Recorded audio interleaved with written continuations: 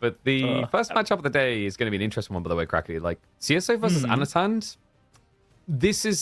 I think this is a momentum-based matchup, right? I don't know if you've noticed this about CSO, but I feel like he's a player that if he starts well early, he's on cloud 9. You can't bring him down. But it's almost like the thing I've noticed CSO is sometimes he just doesn't turn up on the day. And unlike a Louis MT, by comparison, he doesn't necessarily rally as often mid-series.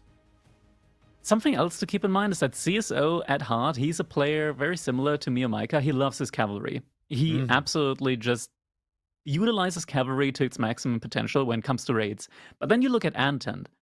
And Anotand, he's got like really, really good counter cavalry civilizations in his roster at the moment. He's got the Ottomans, he's got Malians, he's got Ayyubids. So CsO, he's gonna have to. He can't really rely on just cavalry. Maybe he can get some sneaky raids in, but mainly cavalry can't be his main composition in many of these matchups. And that's something that he typically likes to do with, you guessed it, French. He just picked it up against Malians when he's going to have to get a little bit creative here. I don't think he can go all in cavalry, but he might still do it. Yeah, I love those type of players. I think another one that's been refreshing for that kind of idea of, well, this doesn't make much sense and we shouldn't do it, but they'll find a way to make it work, is Miyamaika. Miyamaika does that a lot, where it's like, no one else would just keep building this one unit. We would have seen a transition by now, but somehow they make it work. And I think CSO definitely hits that. Like, he is, I think, the most adorned cavalry lover that I can think of that we have in the Elite Classic 3. I don't think anyone else is more obsessed with heavy cav than him. Yeah, that fits the bill. Yeah, I was like double checking my brain. I was like, is there someone? No, this guy is like truly obsessed. And someone else that both these players are obsessed with, and a lot of our top players are obsessed with, is that Ottoman pick. And I do see a map in the rotation that's going to matter a lot for that later on. So keep an eye out for Enlightened Horizon for that regards. But I got to say, I got such a big smile on my face because it was so refreshing in the Pro Scouts meta seeing Ottomans getting picked. And it feels like with Season 10, their pick rate and the win rate seems to just be going up and up. Yeah, I think Ottomans at the moment, they just have all the tools that are needed in the current meta to just scale better than a lot of other civilizations. Like we're kind of past, or well, not past, like we're past the Pro Scout meta in the sense that now players just started luring, which honestly is great for Ottomans since they can get to that early barracks very, very quickly or go for military school. Typically, at the moment, I think people don't even go for military school straight away anymore. Just going for the barracks just because it's so much quicker. You get the deer in really, really quickly and just paves the way for fast castle age transition where Ottomans with the free siege and just not even going for mangonels but just mass Pringles, they reach a super, super important scaling point that other civilizations just have to put a lot more effort in to reach. Yeah, even if you don't go for that type of build order, right? We've seen people find great success out of just Sipahi massing in Feudal Age and looking to go. I think to your point around the military school, we see a lot more racks now, partially because of certain maps like Enlightened Horizon with the new points of interest, but the other thing is also, quite interestingly, the opening into imams is a timing-based attack. And if you take a slow, passive approach, you don't really hit that mark. So definitely interested to see how they're going to make that work later in the series. Outside that, we do have both new civs picked for CSO, Knights Templar and the House of Lancaster. Lancaster is... Man, I know everyone's waiting for me to just read about manners, and I'm sure you're ready to do it too. I do sometimes feel bad for them. Like, the moment manners do get truly nerfed into the ground, I think everything is too expensive or ineffective for them. I honestly think Lancaster at the moment are pretty balanced. I don't think there's much need to change a lot of things about them. Personally, I would like to see a kind of a rework when it comes to the levying. I think it's kind of bad that it's like a one-time and done deal, because it means that these demi-lances that you get out, you basically only get them again if you go for the Wingard Palace. Yeah. It kind of feels it could have been a really, really cool unit to just have baseline. Like, you know how Lancaster, they can't like make units out of their keeps and stuff? Maybe if they were able to make the demi-lances exclusively out of keeps just baseline, I think that would be kind of cool. And maybe, I don't know, reduce the levying a little bit when it comes to the volatility. Maybe just flip the things around a little bit, like lock them behind age and make it so that you can only spam like mass demi-lancers, or like get the demi-lancer one in Imperial Age, something like that. Yeah, I think like the demi-lancer, the interesting thing is I recently cast the game and I knew exactly what I was going to say in the YouTube video for Tull. is that this button wins every game, and it is the summon the Demi Lancers. It's ridiculous the tempo that gives you with a mana spam build. It just puts your opponent on the defensive. But we will talk a little bit more about that. I want us to hone in as we've got about 2 minutes until we're in game. Dry Arabia, French versus Malians. Run me through what we're usually seeing here, because I feel like we had the big Pro Scouts meta where everyone was doing it. Now we're seeing Malian players still try to hold on to the Farimba idea, but often without Pro Scouts. Yeah, plenty of times we don't see Mali really lean into Pro Scout at the moment. That doesn't mean that they're not going for it. They obviously still have the choice to go for it. But more often than not at the moment, what we see is just a pure reliance on cattle economy after the sheep and the berries run out. We could see a play, especially from Anotand here, when it comes to luring deer. Pro Scouts itself, kind of like, it's expensive. It's a lot more expensive. The timing has been delayed quite a lot. French can much more like reasonably go for Pro Scouts, since they're disincentivized, I want to say, to go for like early spearman opening anyways to begin with in order to lure deer, just because French spearmen, they're kind of a unit that you don't want to make. You want to like play to your strengths, not to your, I don't want to say weakness, to your ordinariness. They just don't have any special going on with the spearmen, so that's not something that they really want to play into. And obviously they still get Pro Scouts for really cheap, so they can afford going into it. Anotand, I think, is probably most likely just gonna play a slow game, slow opening, just mass a lot of units, look for an age-up transition, and potentially like lure 1, maybe 2 deer camps and try and deny deer from his opponent. I think the interesting thing for me with this matchup is, like, if it was Jean versus Malians, you feel pretty good for Malians, right? When it's French versus Malians, you feel pretty good for French. It kind of shows you how big that difference of like the scaling TC can be. You don't think so? I'm not sure if you straight up feel good for French. I think it's more like instead of a despair matchup, it's more like this is okay. Yeah, it's okay. I think it's still favored for Malians. I think it's like 50-50, 45 for Malians. But like when Depending it's on the spawn, Jean, it could be even worse for French. I feel like when it's Jean, it's more like what, 75, 80% for Malians. It's a lot worse for Jean, for sure. I think something that you can, like, at least something that Jean can do is you can inspire or like consecrate barracks and then spam infantry like spearmen. That can at least work. It's a little bit better than what French can do in that situation. But I guess we'll see, because game number 1 is just about to start. Let's hop into it. We kick off this elimination series. That's right. We are into the playoffs, and there is no forgiving here. Whoever falls in this series will be out of the Elite Classic 3. In the yellow, Anotand on the Malians, and over here in the red, CsO on the French. Something you'd like to be doing for this series is heavy cav, heavy cav, heavy cav. The cracker is, we were talking about in the draft, CsO is going to have to appreciate the few games where it makes sense, because his draft isn't actually that heavy cavalry oriented outside of something like the French. And CSO, he is going for a little bit more of an economic scaling type approach here, with a very early wheelbarrow coming in for him. So no timing attack. Not that it really makes sense to go for a timing attack with French up against Malians. So this play makes a whole lot of sense here at the beginning. Just going to get that early wheelbarrow in. Nice little scaling there at the beginning. And just means that he won't have to think about wheelbarrow for the rest of the game. I mean, some players, they don't get wheelbarrow until like 30 minutes into the game on occasion.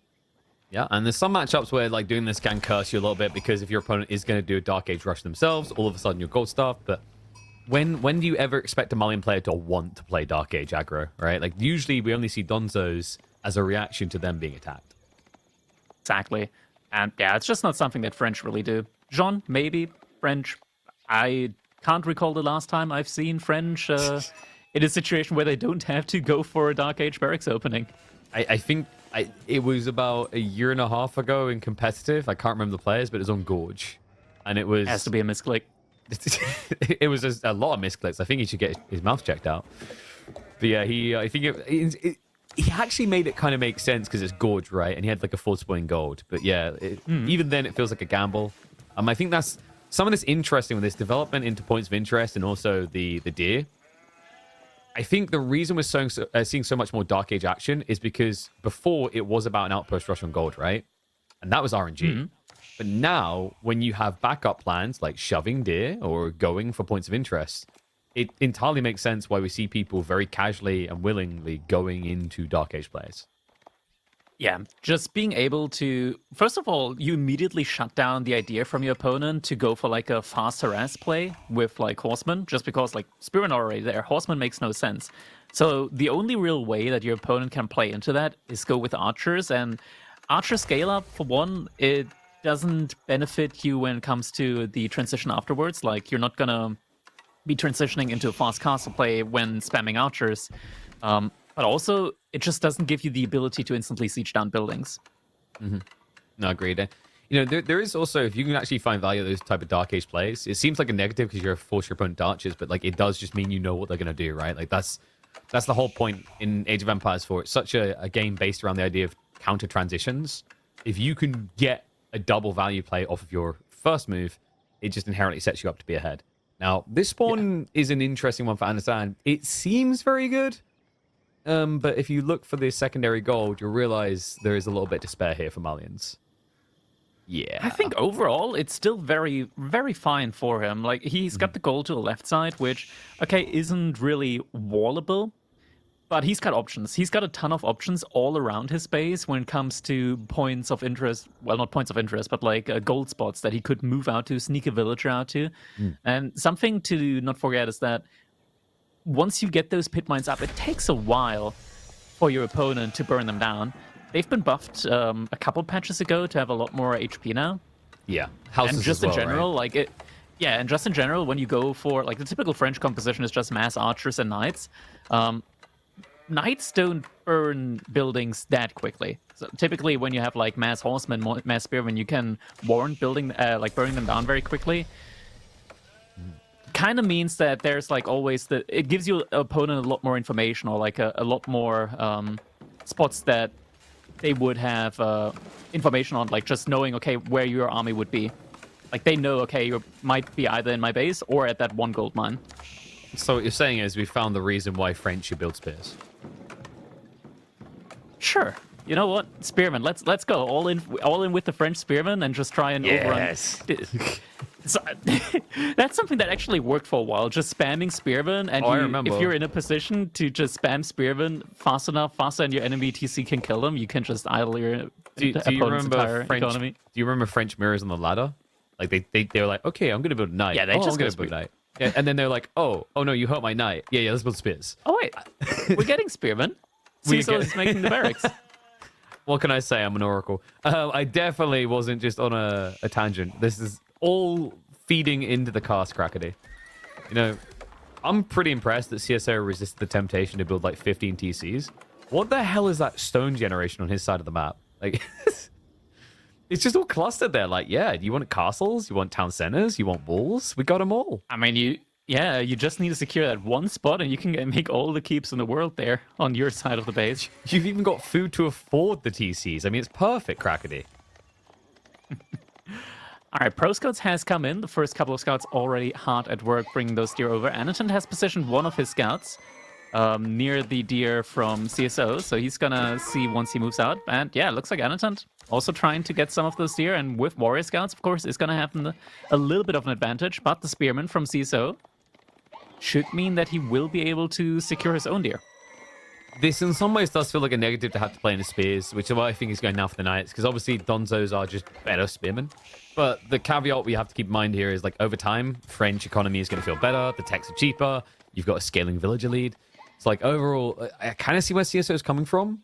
And also we have to remember, you know, if Anatand's plan was to do one of those Farimba builds that's very popular with Javelineers, I'm not going to say spearman keeps you entirely away from it, but spears has, in the history of Malians, been a surprisingly cost-effective answer to mass javelins.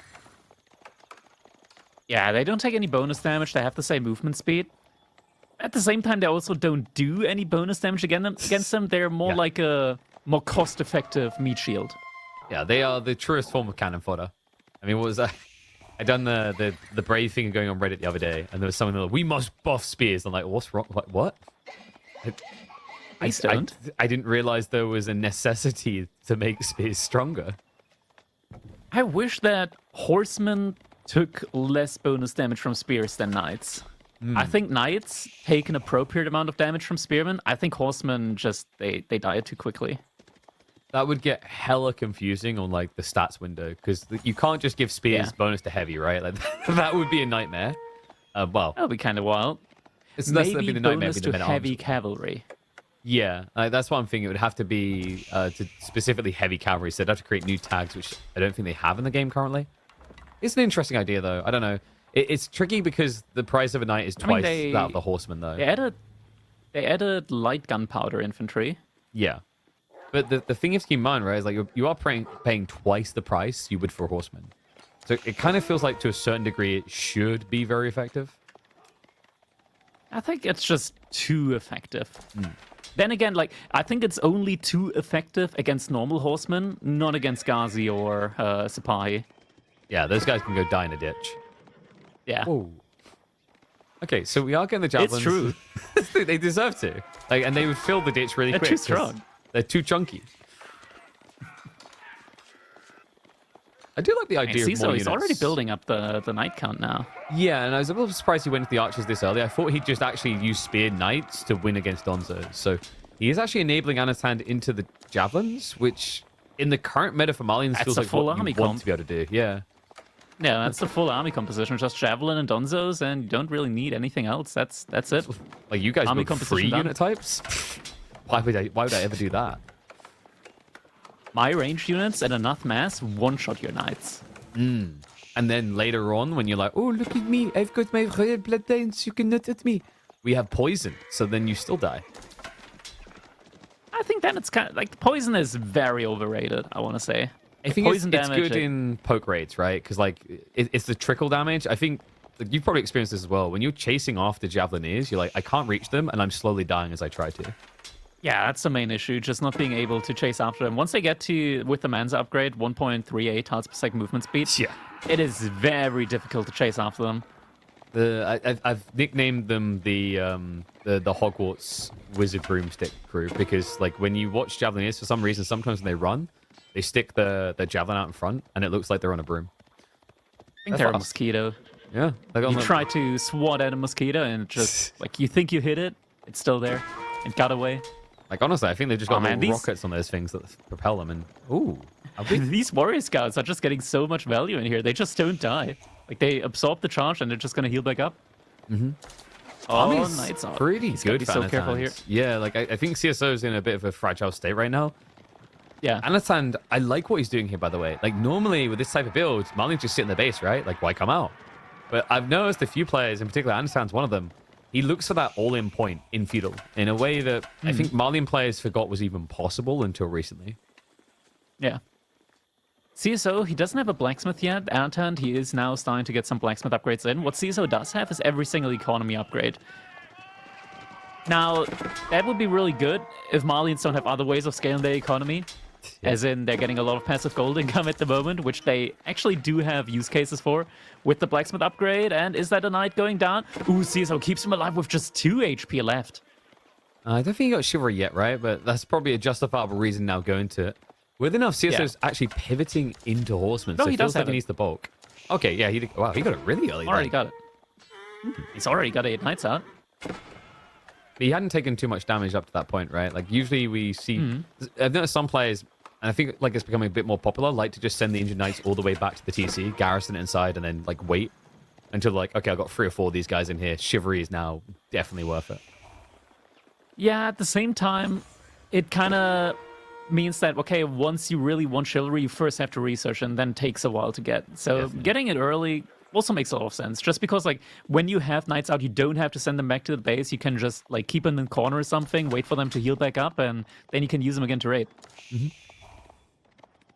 Something that Anotand is doing greatly here, he doesn't trickle reinforcements in. Instead, he groups them up, makes sure that these 3 knights from CSO that he keeps in between the 2 armies just can't really pick off any reinforcements at all.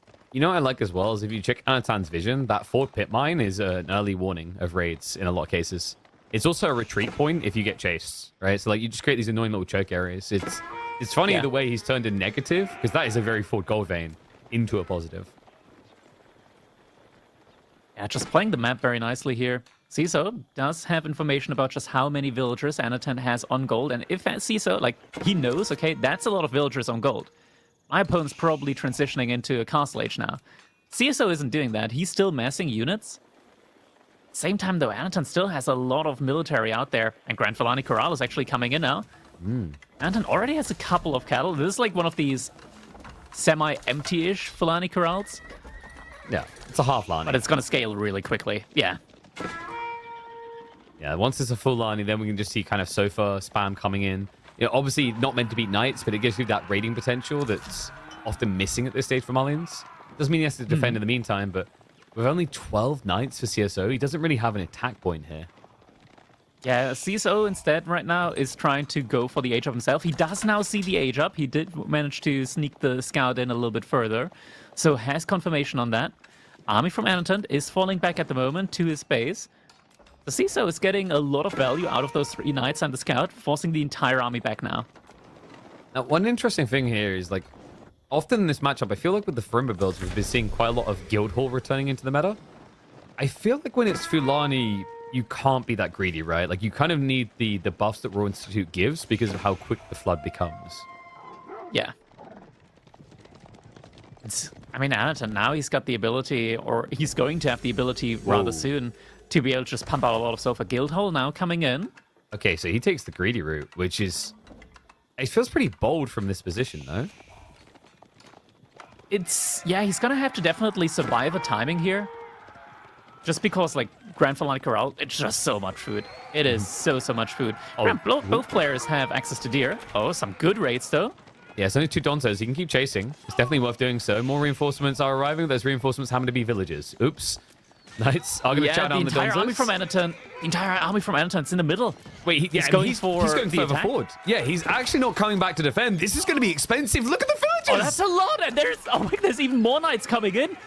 CsOH is having a field day on the economy. Switches around.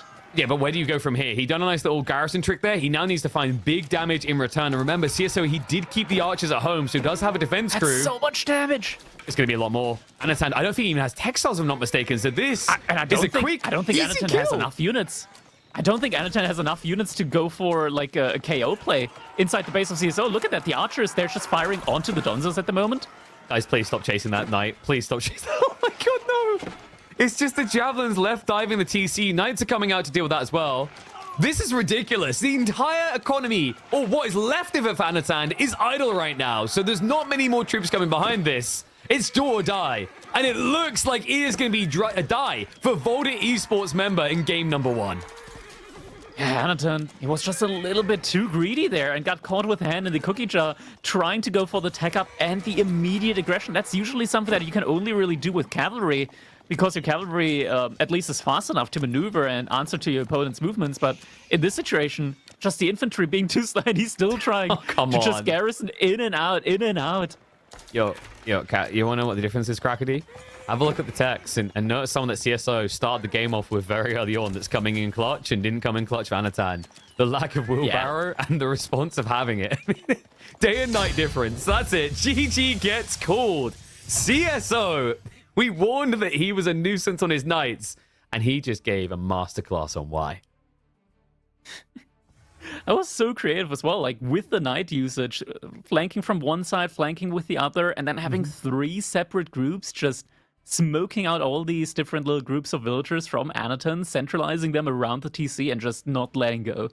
Exactly. It wasn't like he was just chasing 3 separate groups different ways. He essentially forced them all to the same sticky situation. And I mean, just a great read overall. I think maybe Anotand, his thought process, like if I had to try and weave through it, if he had a full Lani, then he could have probably produced extra troops at home quick enough, even with the other time, to maybe survive. But that's the risk you run when you rush the Fulani like this. And just a great read by CSO to not feel as pressured, especially with going Guildhall. I think that's the wildest thing, right? It's like, in fairness, Royal Institute didn't matter here because even though he was going all in, he wouldn't have had enough time for Royal Bloodlines. By the time the damage would have been done, the tech wouldn't have arrived. So just a sick read. Yeah. It gave him a backup And here we can see, like, at this point in time when the raid was happening, the military from Anton was already more than halfway across the map. There's just not enough time to pull him back. At this point in time, like the 2 groups just centralized all the villagers around the TC, and then a 3rd group from the top side pushing more villagers to the TC, and then it's just, a field day. Yeah, the Civ that likes cattle instead of sheep, but ironically is the sheep in this situation. Is CSO just played a masterclass on sheepdogging. Like, this was ridiculous. And this is a warning to people. I think, you have to remember, Anotand, top 3 in the last EGC tournament. CSO already now leading the set. Now, obviously, we've got a long way to go with best of 7. That's a good matchup to win. Like, that has to be a very good match. Like, you have to be so happy with winning this matchup. Like, Malians up against French, and you win as French. Your opponent's gonna now struggle with countering out your remaining civilizations. Granted, Anton still has some good cavalry counter civs, but this is just such an important victory here now for CSO. And something that we just saw earlier in the stats there at the end, Anotand had like 316 effective APM. CSO was at 130. He was taking his time. He's just like, I'm just going to click this group of knights, and they're going to click over there, and let's check in on the other ones. Click there. Those guys are going to take 20 seconds. Maybe that's what it is. Maybe CSO's APM is in his brain as he's like doing the maths. Like, rotation takes 25 seconds from this exact location. Doesn't need the extra push. I mean, in fairness, Anotand, I think a lot of that APM at the end probably came from the panic of running villages and circles around the TC. So he was just playing with one hand, the other hand was just stroking the chin as he was thinking, now I'm going around this way. Yes, excellent move. Just picks up the beer to the side. Yep, one-handed gaming. I mean, actually, like, that's interesting now that I think about it, because Dimu quite often keeps high APM, even when you catch him on the brewskis, as he likes to refer to, in the middle of tournament games. It helps the APM, man. Calms down the nerves, makes you focused. The question is whether it helps the meaningful APM. Because I feel like clicking 3 times more... It makes way for creativity. Let's put it like that. It has to, because if I was too many drinks in, I feel like my APM would triple, but it's because I keep misclicking the units. Like, I think oh, wait, no, the box didn't quite select them. But we've got a fun one coming up next, so we're almost ready to hop China in the game. versus Lancaster. And this is what I'm curious about, right? Like, Anotand, if this is Anotand's, I think we'd be looking at some Abbey of Kings nuisances, because Anotand is like the true believer. Of all the top pros, he's the one that does it a lot. But Anotand's China here. Exactly. So I'm wondering, are we just going to get standard mana play? Are we going to get something funky? Because one thing to think about is this is a good map to rush the center with defensive landmarks, and both of them have options. We hop into game number 2. Team Elephants, CSO in the red as House of Lancaster with the Dark Age Rush. That's going to be Volta Esports, Anotand on the other side. And the yellow's Chinese, who's going to have to receive the pressure. But, Crackety, isn't that a good spawn to have when someone's trying to Dark Age rush you? Yeah, the gold couldn't be further away from CSO. So, I don't think that he can really achieve anything meaningful here with this early Spearman play. And correct me if I'm wrong, but I think Anotand even saw the barracks there potentially. His scout just went by, and China does have additional line of sight on their scouts. Oh, great reaction. He saw it. He saw it, and he is immediately killing the deer. That was a great reaction, because you see CSO was just going for the deer straight away. That was his big priority, it seems. So, painful. Doesn't see it yet. And he's about to see it in a second. It's so expensive. He's gone into 2 spears, and there's going to be no value left. Like, leave him one. Just don't be rude. Just the one. Yep, just the one. Just leaving that one there. You know what? You leave them one, Crackety, because then they like stare at it like, I could push it in. Is it worth pushing it in? Probably not. Maybe I just go push the other ones. Then you get over there, and there's like 5 dead deer. God damn it. Yeah, CSO, he's moving out for the next year patch. This is a rough start for CSO. He's been red. Like, Anotand, he got into the game. He looked to his left side. He saw a book, opened it, and was like, "Yeah, okay, I'll just kill the deer." I mean, he has been red. He's still red, actually. That's his color of this game, Crackety.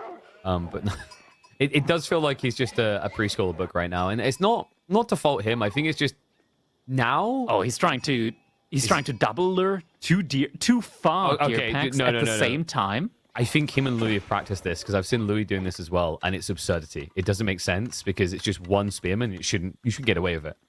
So I think they've specifically been practicing it, because you know how it is. Most people just get 3 spears and go to 1 deer stack. This is kind of wild. Yeah, it's so much easier with 3. Hey, he's using the scout as well. I mean, he already brought back like 5 sheep, so this is totally fine for him sheep-wise. He's not going to run out in this time. Yeah. It's actually, he's also Lancaster. He's like already swimming in sheep. Exactly right. You start with the extra 4. That's what I was about to say. It's an interesting thought. It's like maybe that's another reason people value the Dark Age play here, is you have a lot more runway than any non-berry civ has. This will take a while. This is crazy. It will most definitely take a while. And mind this, like you just saw it on the minimap, the first deer pack now disappeared off the minimap. If you lure them far enough, they disappear off the minimap.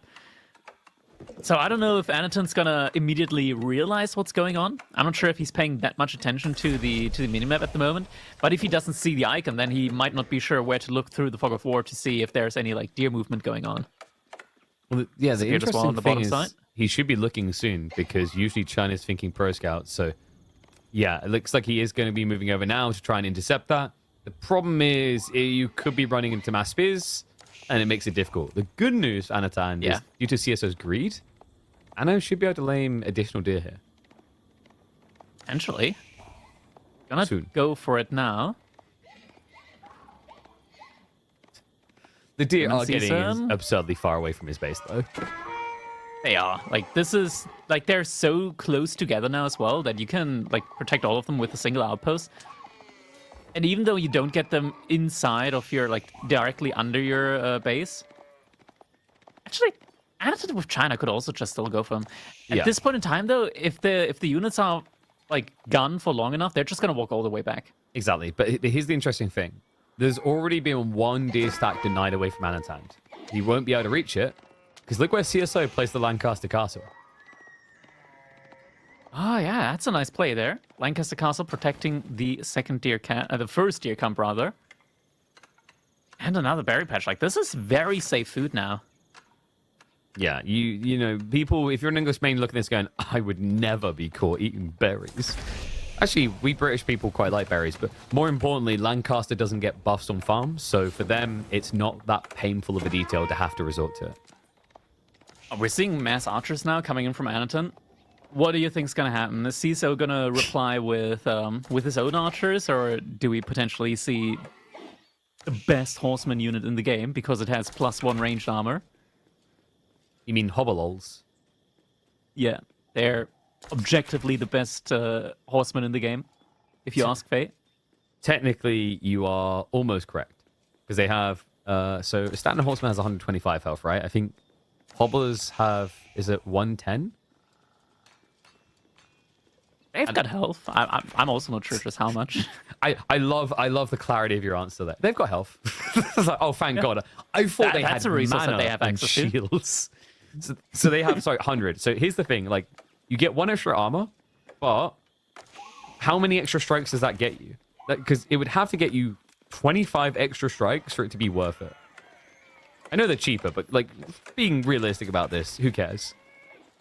It's more about the mental damage that you do when you have like a full line of them and their health bar doesn't move that much. And oh yeah, no, don't forget the other detail. It's the panic. You're like, oh my God, I can't lose this. No, guys, like no, like this unit's trash. If I lose to it, I'm gonna have to resign from competitive. So yeah, mental games important. And he got it all the way, by the way. I think there's one deer that got littered in the end. I think. Yeah, no, actually, he only that's a brought back sheep, 5, right? so he must have lost 2. No, that's a dead. That's a dead spearman. No, on the tree line. There's someone on the tree line. Yeah, on the tree line. That's a scout. That's a sheep. Oh, never mind. That's a sheep. Yeah, that one's a sheep, and that one's a spearman. Yeah. Okay. So pretty good overall. Obviously, he's got the other deer next to the Lancaster Castle. I was about to say TC because he's going to build manors there, which is basically a TC anyway. Up to 2 manors at the moment, and stone is kind of something that he can't really get to at the moment. He's going to have to make some units before that. And Anotand, he's now going to go for pro scouts. He's going to pick up all the deer that have been pushed away. But, you know, like, it's going to be difficult for him to get the ones underneath the TC from CISO or the ones that are next to the Lancaster Castle. Now, one thing that is a little bit annoying is you've gone into spears already up against what I would consider to be Anotand's favorite build. He loves this Max Archer build. He's very good at executing it. And the thing that I always find dirty about this build is how organic Castle Age becomes due to the raw taxation. See, so he's got a lot of gold in the bank. Looks like he's just trying to go to Castle Age immediately after this. Interesting. Okay. Do you White Tower? No. You shouldn't need it this early, right? Oh, look at CISO. He's got the stable prep. He's got the stable prep. Are we gonna see? Are we gonna see college age up into We have to. the Hill Fortress tech and then just mass hobblers? That would be amazing. This is a Team Elephant special. No, okay, we're not getting it. Oh no, it's White Tower. Oh, that's lame. Yeah, yawn. God damn it. I mean, he's gonna get daggers to throw, so is that cracking? Yeah, that's always the cool thing with having men-at-arms that have the same movement speed as archers. Yeah. And range attack. Like, we must leave. Oh, yeah, sorry, you've got your parting present. Knife in the back. Which are also very good at sniping villagers. Only takes 3 shots. Yeah, it's pretty quick. It's similar to, like, Akinji. They're like the mounted Shuganu from the Ottomans, and just 3 of them able to one-shot villagers. And if you have 3 of the dagger boys also able to one-shot villagers, can be some very annoying raiding forces. Yeah. And range on them is absurd as well. It's 6.5. It's as long of a range as a Donzo. And, oh, hello, Spears. Yeah. They do reveal what's happening, so Elsgard would have someone to buy. CSO's immediately opening with the Knights. Anotand, he's nowhere near a tech up. He wasn't really aiming for an immediate tech up, so this will come as a surprise to him. He's got a good couple of archers, but archers, I don't know, you don't really want to have this many up against a mainly armored force. And CsOH, he's not immediately like going full heavy on Anotand. Instead, he's also going for the long approach. He's getting the monastery in. He gets the he does go for the relic play, which is an investment, like 350 investment at least, and it does pay off slowly. But the more relics you get, the faster it pays off, and in the long term, you also deny your opponent's resource with that. Let's not forget the most important detail, Rackety. If he has relics, he has more gold. And if he has more gold, he can afford more knights. This is the problem of our Hobbler idea. We forgot who we're casting here. CsOH has once again made it all about heavy cav. No Pierce Armor in yet for CsOH, and Pierce damage in for Anotand, so is going to be able to do some decent damage at the moment, even to these Castle Age armored units. So he's rotating towards the board, just trying to starve off the resources. It wouldn't really stop Anotand considering he has pro scouts to get other goodies home. I think CsOH... Anotand's close to age up as well now. Yeah, and I'm wondering if there's maybe a way that CsOH can kind of wiggle into the base at the right moment here. This is the awkward thing of sending that Earlsguard in 1 by 1. Archers aren't going to kill you quick, but you are making it harder to swarm and overwhelm in a fight. There it is. Astronomical Clock Tower now coming in. Spearman already prepped now for Anotand. And CsOH is also actively making some of these Earlsguards. Interesting. Still a lot of flood here from Anotand, and once he's able to upgrade the archers, like, they're not that bad against armored units.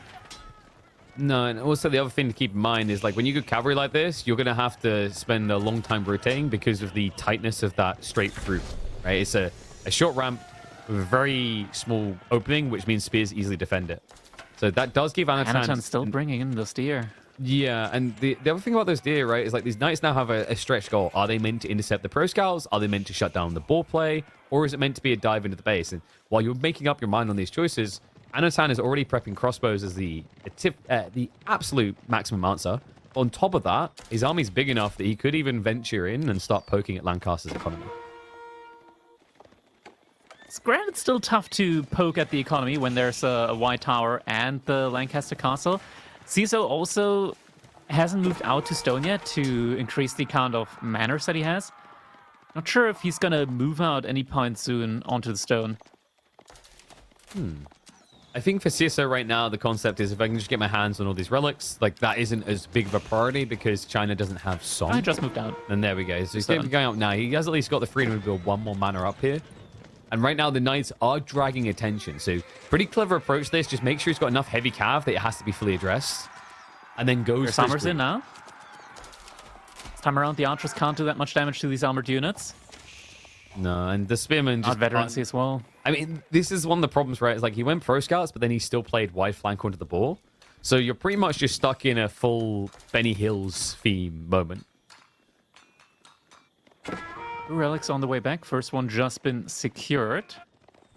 Anotand also going for the relics behind this. Didn't supervise the monastery though, so the monks are coming out a little bit slower. He does have the map control. He does have the army out. He should be able to secure... I mean, all the relics are pretty much at the same spot. He might not be able to get another... Like, CsOH might not be able to get another relic in. I mean, 2 is still good enough, and... Successful. Double scout. Whoa, 2 He's also have the Hobblers! bonus line of sight. Do they also have the bonus tank line of sight? That would be interesting. No. Probably not. No. Yeah, because that's like an active dynasty bonus, not a unit bonus. Yeah, it's the same reason why if you convert villages as English or Lancaster, the villagers suddenly discover how to shoot. Like, I guess that's... I don't know what the devs are saying about England. Apparently, like, our religion is bows and arrows, I guess. Has to be. It's in their code. Oh, not this. We are not the Matrix, Crackety. Knight makes it out there. That is something that someone coded by the Matrix would say. There we go. Discount Hobblar's not very good at taking archer shots. Yeah, I mean, yeah, it's just a scout. I'm just going to refer to them as Discount So Hobblars. getting Discount Hobbler. I mean, 1 damage and 7 damage. Yeah. Oh, man. They do look similar This as is well. brutal out. The Anotand locking down the middle now as well with the Barbican of the Sun.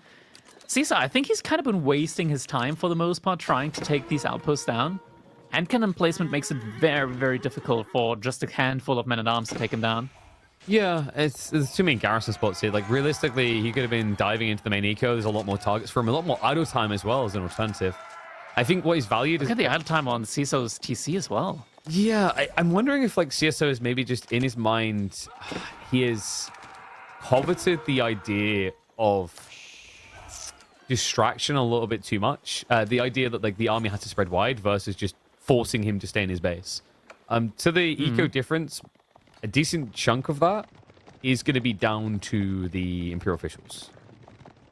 That's true. That's true. And we don't have Song Dynasty. Well, we didn't have Song Dynasty in until now. Yeah. That makes a lot more sense. And what like, CsO does have, or what he can finally make more of his manners. So now we're up to 4 manners. Like, would I rather have Song Dynasty or manners?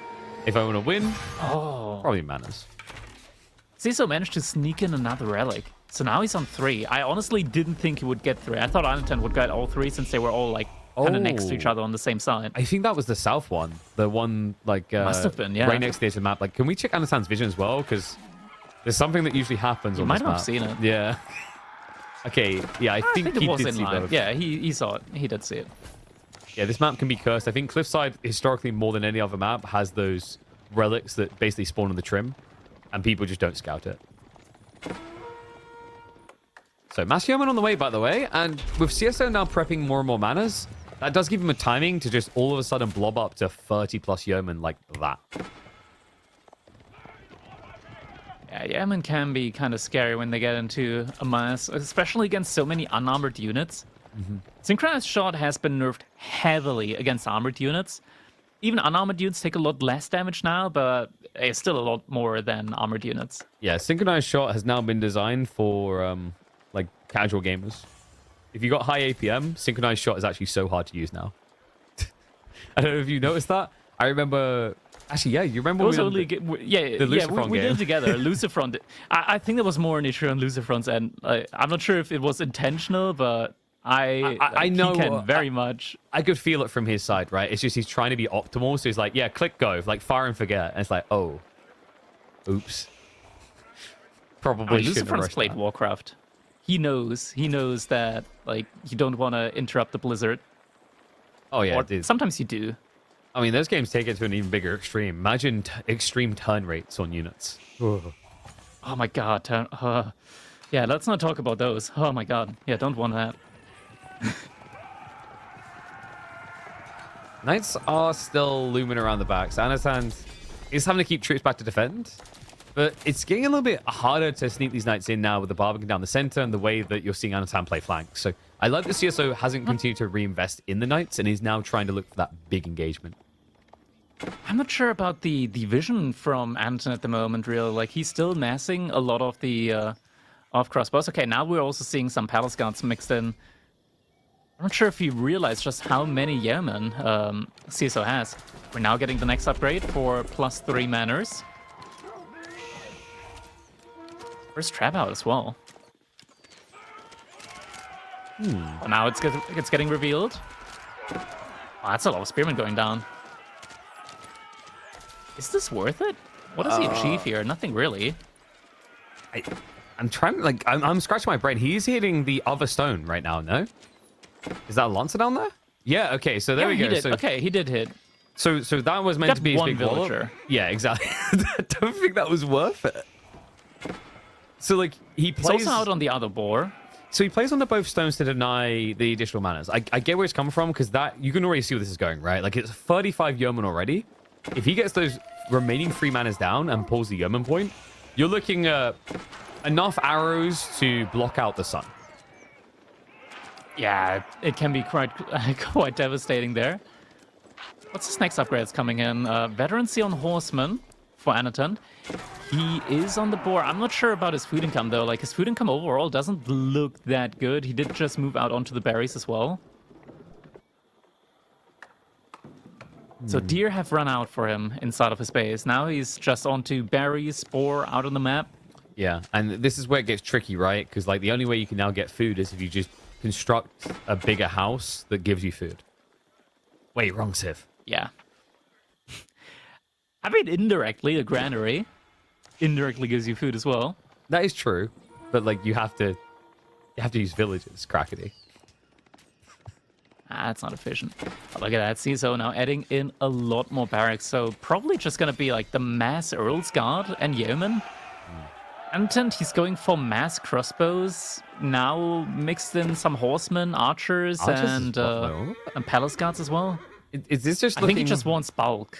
Yeah, he's like, right now he's just walked in the gelato shop. He's like, I'll sample everything here. So he'll have that kind of Zerg factor in theory, but I don't know how you feel about this. Like, the horseman makes sense, but everything else is... I don't think it's as easy to overwhelm mass yeoman as it is standard archers due to that movement speed malice. I'm not even sure if the horseman makes sense. I think at this point, honestly, just mass knights would probably legitimately work best. You have a lot of gold, that's true, optionally, with supervision on the mining camp there in the middle of the map. And like we can tell, Anton's mostly going for like all the resource on the map. So that bridge that you get with not having to do a transition could be used for a big all-in night play. But now we're getting the Damage Lancers and KP. Yep, and this is Mass the win button, the truest of win buttons. It's got sync shot queued up. At this point, not really. No, but believe me, Crackety, no matter what point in the game, somehow they break the game. I don't know how. It doesn't even make sense considering they have, like, what was it, 9 base damage, I think. It's not a lot. Well, they do have those HP. I think in Castle Age, they get to like 160 health. Yeah, 160 HP. So at least they're good as a meat shield. Anton does have crossbows.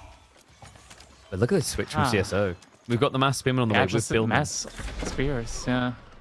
But now the horseman play is gonna have trouble. And the archers, that's something that Anton stopped scaling. Fortified. Synchronized shot is there. He's going to scatter between the two. Nicely done. All beautifully. 3 different groups. That's a lot of damage. That's some efficiency right there. Now you can just retreat and wait for it to reload and go again. In the meantime, the Damien Lancers are going to start massacring onto the villagers because although their damage is low, their torch damage is the same. So Anotand will be able to defend the area, but an expensive fight for him. And I wonder, this is pre-veterancy on spears. I feel like once that is in, CsOH is just going to be able to A-click these fights. And Anotand, he's now running out of food. The boar is being contested. He's on the last berry patch inside of his base in the back. He's going to have to farm transition now. Yeah, and, well, normally that's kind of okay. You know, you've got a slight eco lead, you can accept it. But we're talking about an all-in point available to CsOH now, right? We still haven't seen the Shy Levy. That could get an extra 16 units in. Sorry, 17. He's got bulk spearmen on the way. His economy is good enough to keep that going because, like we said, with this Civ, they're the Mana Lords. Even though he's adding in farms, you don't need to. Yeah. And you're even getting incentivized to add more farms with all of the wood income that you're also getting from the manors. Yeah, now that he's stopped adding more yeomen, it's like, well, I mean, I got to do something with this wood. 1,000+ resource per minute passively at the moment. That's pretty good. Anton would love to have that right now as well. Another synchronized shot and cavalry. Oh. So this is the thing They're that I'm not talking that about. scary as a unit itself, but yeah, they're causing a lot of idle time now in Anton's base. Yeah, it's like, fear, for I am here. It's like, we could just like attack him back. It's not worth it. Just go hide in your house, come out in a day, right? It's just, that's the frustration. It's the body blocking. It's the idle time from raids more than the kills. It's just such a powerful unit because before that unit came out, CsOH had nothing left to raid with. I'm wondering at the moment what Anotand's game plan is, because right now he needs siege. And there it is. There, immediately. Nest of Beasts getting queued up. Because what he can still go for is a static push into the base of CsO. Get a nice little wall here. Granted, archers can still shoot over it, but at least the units can't path around it. Or path through it. Cover from that goal if I was you. Yeah, so it feels like there's going to need to be a lot of walls here from Anotand, though. It's a good start. Remember what Lucifron did up against CsO with China? No, he went for a keep in the middle and then went for an all-in play with trebuchets. All of CsO landmarks are kind of close-ish to each other. Got it, that game. Okay. Yeah, I thought you were going somewhere very same map different. versus China. Got you. No, we're still here. I thought you were referencing a Lancaster game that I did not want to go back to. Yeah, I like that idea, though. Yeah, he has a good staging point. And we have to remember the clock tower effect means that all the siege is very hard to kill. And also on top of that, the most easy way to kill siege is the unit that shall not be spoken, because CsO doesn't have the correct landmark. Yeah. Finally, they're dead, by the way. Oh, God. Took their time. CsO is going for a big raid with his main army around the backside. You've seen that. At the same time, reinforcements coming through front side. It's just going on from three different sides he's attacking now. Like reinforcements going through the bottom, some through top side, and the other tried to go all the way around the backside. Now keep an eye on that mini-map. He's trying to hug the very edge of the map to get around. The mill did actually see him. We should be checking vision. It's actually very important whether the building... I think he didn't. I think he just barely dodged the vision range. So he's going to be able to reach into the farms. And now, remember, the first instinct here is to seek shelter.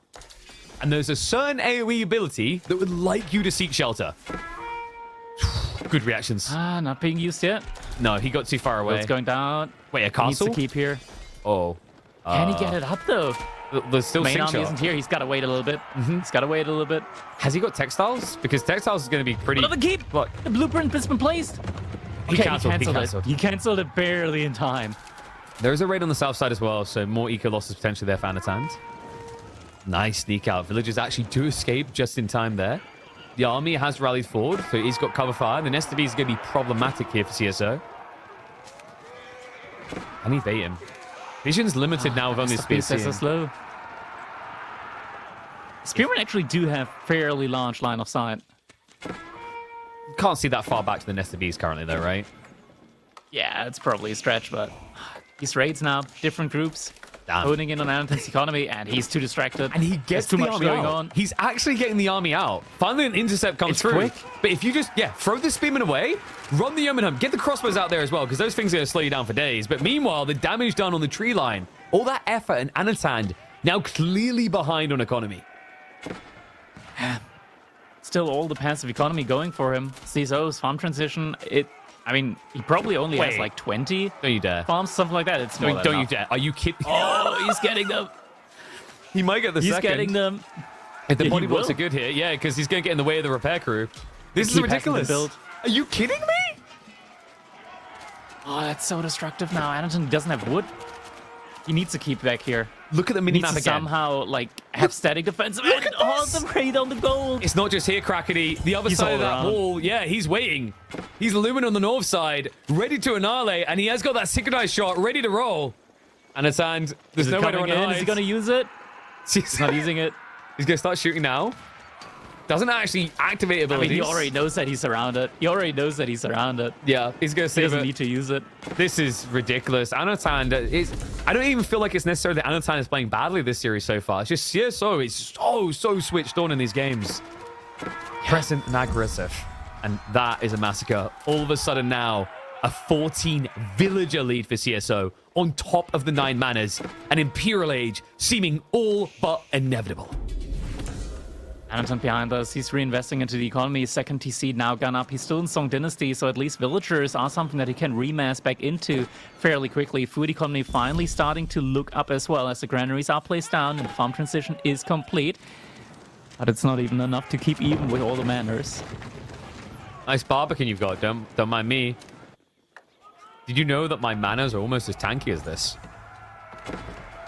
balls going up as That's well. the thing as well. Like, he can raid, he can kill villagers, but he will not be able to just kill manners. No, not. And there's a keep inside the base. Oh, this crossbows. That's an interesting ride by on the tree line. Costs him more than it actually costs CSO. Looks like a few of the troopers did manage to sneak through. And this is classic CSO. What did he do in game 1 in this situation? Oh, you want to attack me? That's fine. I have an army too, and it is running straight into Anotand's base. Does Anotand have the keep? Does Anotand have a keep? I'm not seeing one. Think so. No, he's rushing one What up happened now. with the stone? Wait, There was a TC. TC maybe north side? Yeah, okay, but that... Whoa. What's up there? Oh, it doesn't protect. No. It does not protect anything. Nice Sprinkle Sprinkle, donation. That it tried. Now, CSO, he's could not. hemorrhaging on the farms, but, you know... He's lost a lot of villagers. Like, a lot. But But does it matter? not really. It's almost... KP, it's over 50. It's over 50-year-old guards. Where did this... I'm sorry, where did this come from? I feel like when I last looked up there, and it wasn't long ago, it was maybe It's 20. over 120 military. Yeah, we're at over 120 military now. CsO, he doesn't mind losing villagers as he just replaces all of it with army. Exactly. Synchronized shot, backline gun. Anotand, I mean, he's just not got a leg to stand on. This is ridiculous. You haven't killed enough eco. I don't think you can kill enough eco unless you can kill those manners. And now without the farms, Anotand has no way of remassing.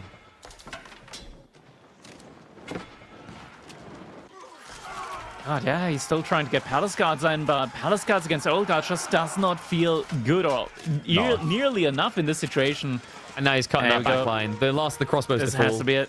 And I mean, he's got wood gathering here, food gathering here, but like there's no real crucial gathering happening on those farms. GG comes in.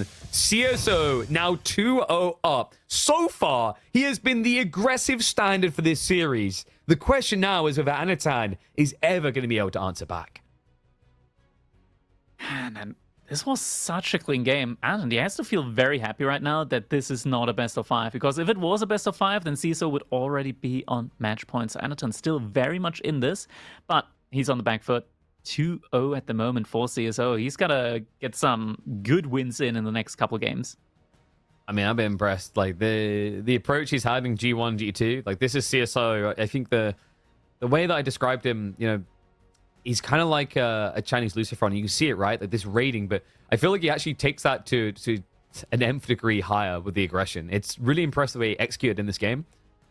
And I'm curious to see what Anotand's going to be able to do to bite back. So I think, you know, I remember something that was said, I think it was on BC stream. He was saying that Anno is maybe not an overly defensive player, but like he does, like I can't remember, either BC or Marine or one was talking to him. They said he's a little bit slower. It's not that Anotand doesn't play aggressive, but he likes setup time, right? What we're seeing out of CSO is a lack of allowance for that. He comes out of the gate swinging and gives you barely any time to breathe. I'm not sure if that's the case for this specific game. At least in that one, we didn't really see it that much. In this game, it was definitely Anotand who was the more active player. It's more that CsO, he played excellently to the strengths of his own civilization, while Anotand, I want to say, didn't really utilize most of the strengths of China. Yeah, I think that the point is that he didn't reach his sub, right? That's what I'm trying to hit for here. Is like CSO knew what he had in mind and he hit his timing. Like Spearman opening, getting the deer shoved back, it delays the pro scout's timing. His follow-up looks succinct. And Anotand, it just looked like he couldn't really find that entry point. Like you're talking about the not playing to the strengths of the Civ. Do you feel like he should have lobbed more and looked for an all-in in feudal, or just played the greed? Honestly, like, I feel like the 194 Unicom strategy probably would have been the best thing here for him. Just go 3 TC into Mass Jugunu. I think that would have worked a lot better here in this situation. I think it's just when it comes to the strengths of China, if you go for like the all-in for like the 1 TC play, there needs to be a point in time where you really strike at your opponent. I think that just kind of didn't happen in this game. Like Anotand didn't really strike until his opponent already was in Castle Age. Grant, that's also a little bit because House of Lancaster is a very defensive civilization baseline, and it's very difficult to harass them, hit their base, especially when that white tower comes in as well. But I think there's still ways to do that. For example, we saw the Barbican in the middle of the map. Well, if the Barbican was placed maybe a little bit further forward, could have been followed up with some siege, a keep, something like that. Just that static push in, or like the real attack from Anotand, never really happened. I think it was like a little bit of some indecisiveness in there, and CsO just accidentally utilized that. Didn't overly greed immediately. Like that was just a great play from CsO as well. Like he went for 2 manners. Who does that? Who's like when you're going for manas, you're like, okay, I really want that 3rd mana, right? I can make 3 mana without getting the upgrade. I want that 3rd mana. CsO was like, I'm getting 2. Fine, I'll come back to it later. It's it's like leaving your plate half finished. The best way to summarize House of Lancaster is it's the Lord of the Rings after all why not meme, right? It's like, I mean, after all, why not? I already built 3, might as well, and they defend me. I might as well build another 3. Yeah, but if you can resist that temptation, I've seen some very impressive builds that only need 3 manas max. Because if you think about at the point in the game where you're building that, it's like a 20, sometimes 30% buffer to your economy. That's crazy. You can do so much with that, and credit to him for identifying that. But we've got to give some credit across here. Like, we're getting ready for G3. And so far... this is such a tough one. Yeah, this is what I think is going to be intriguing. Because in 20 seconds, when we're getting into Enlightened Horizon, so far this series, CsO has been Dictator Executioner. But Enlightened Horizon, if you guys have been sleeping, if you've not been watching Competitive Age of Empires 4, awareness is required here.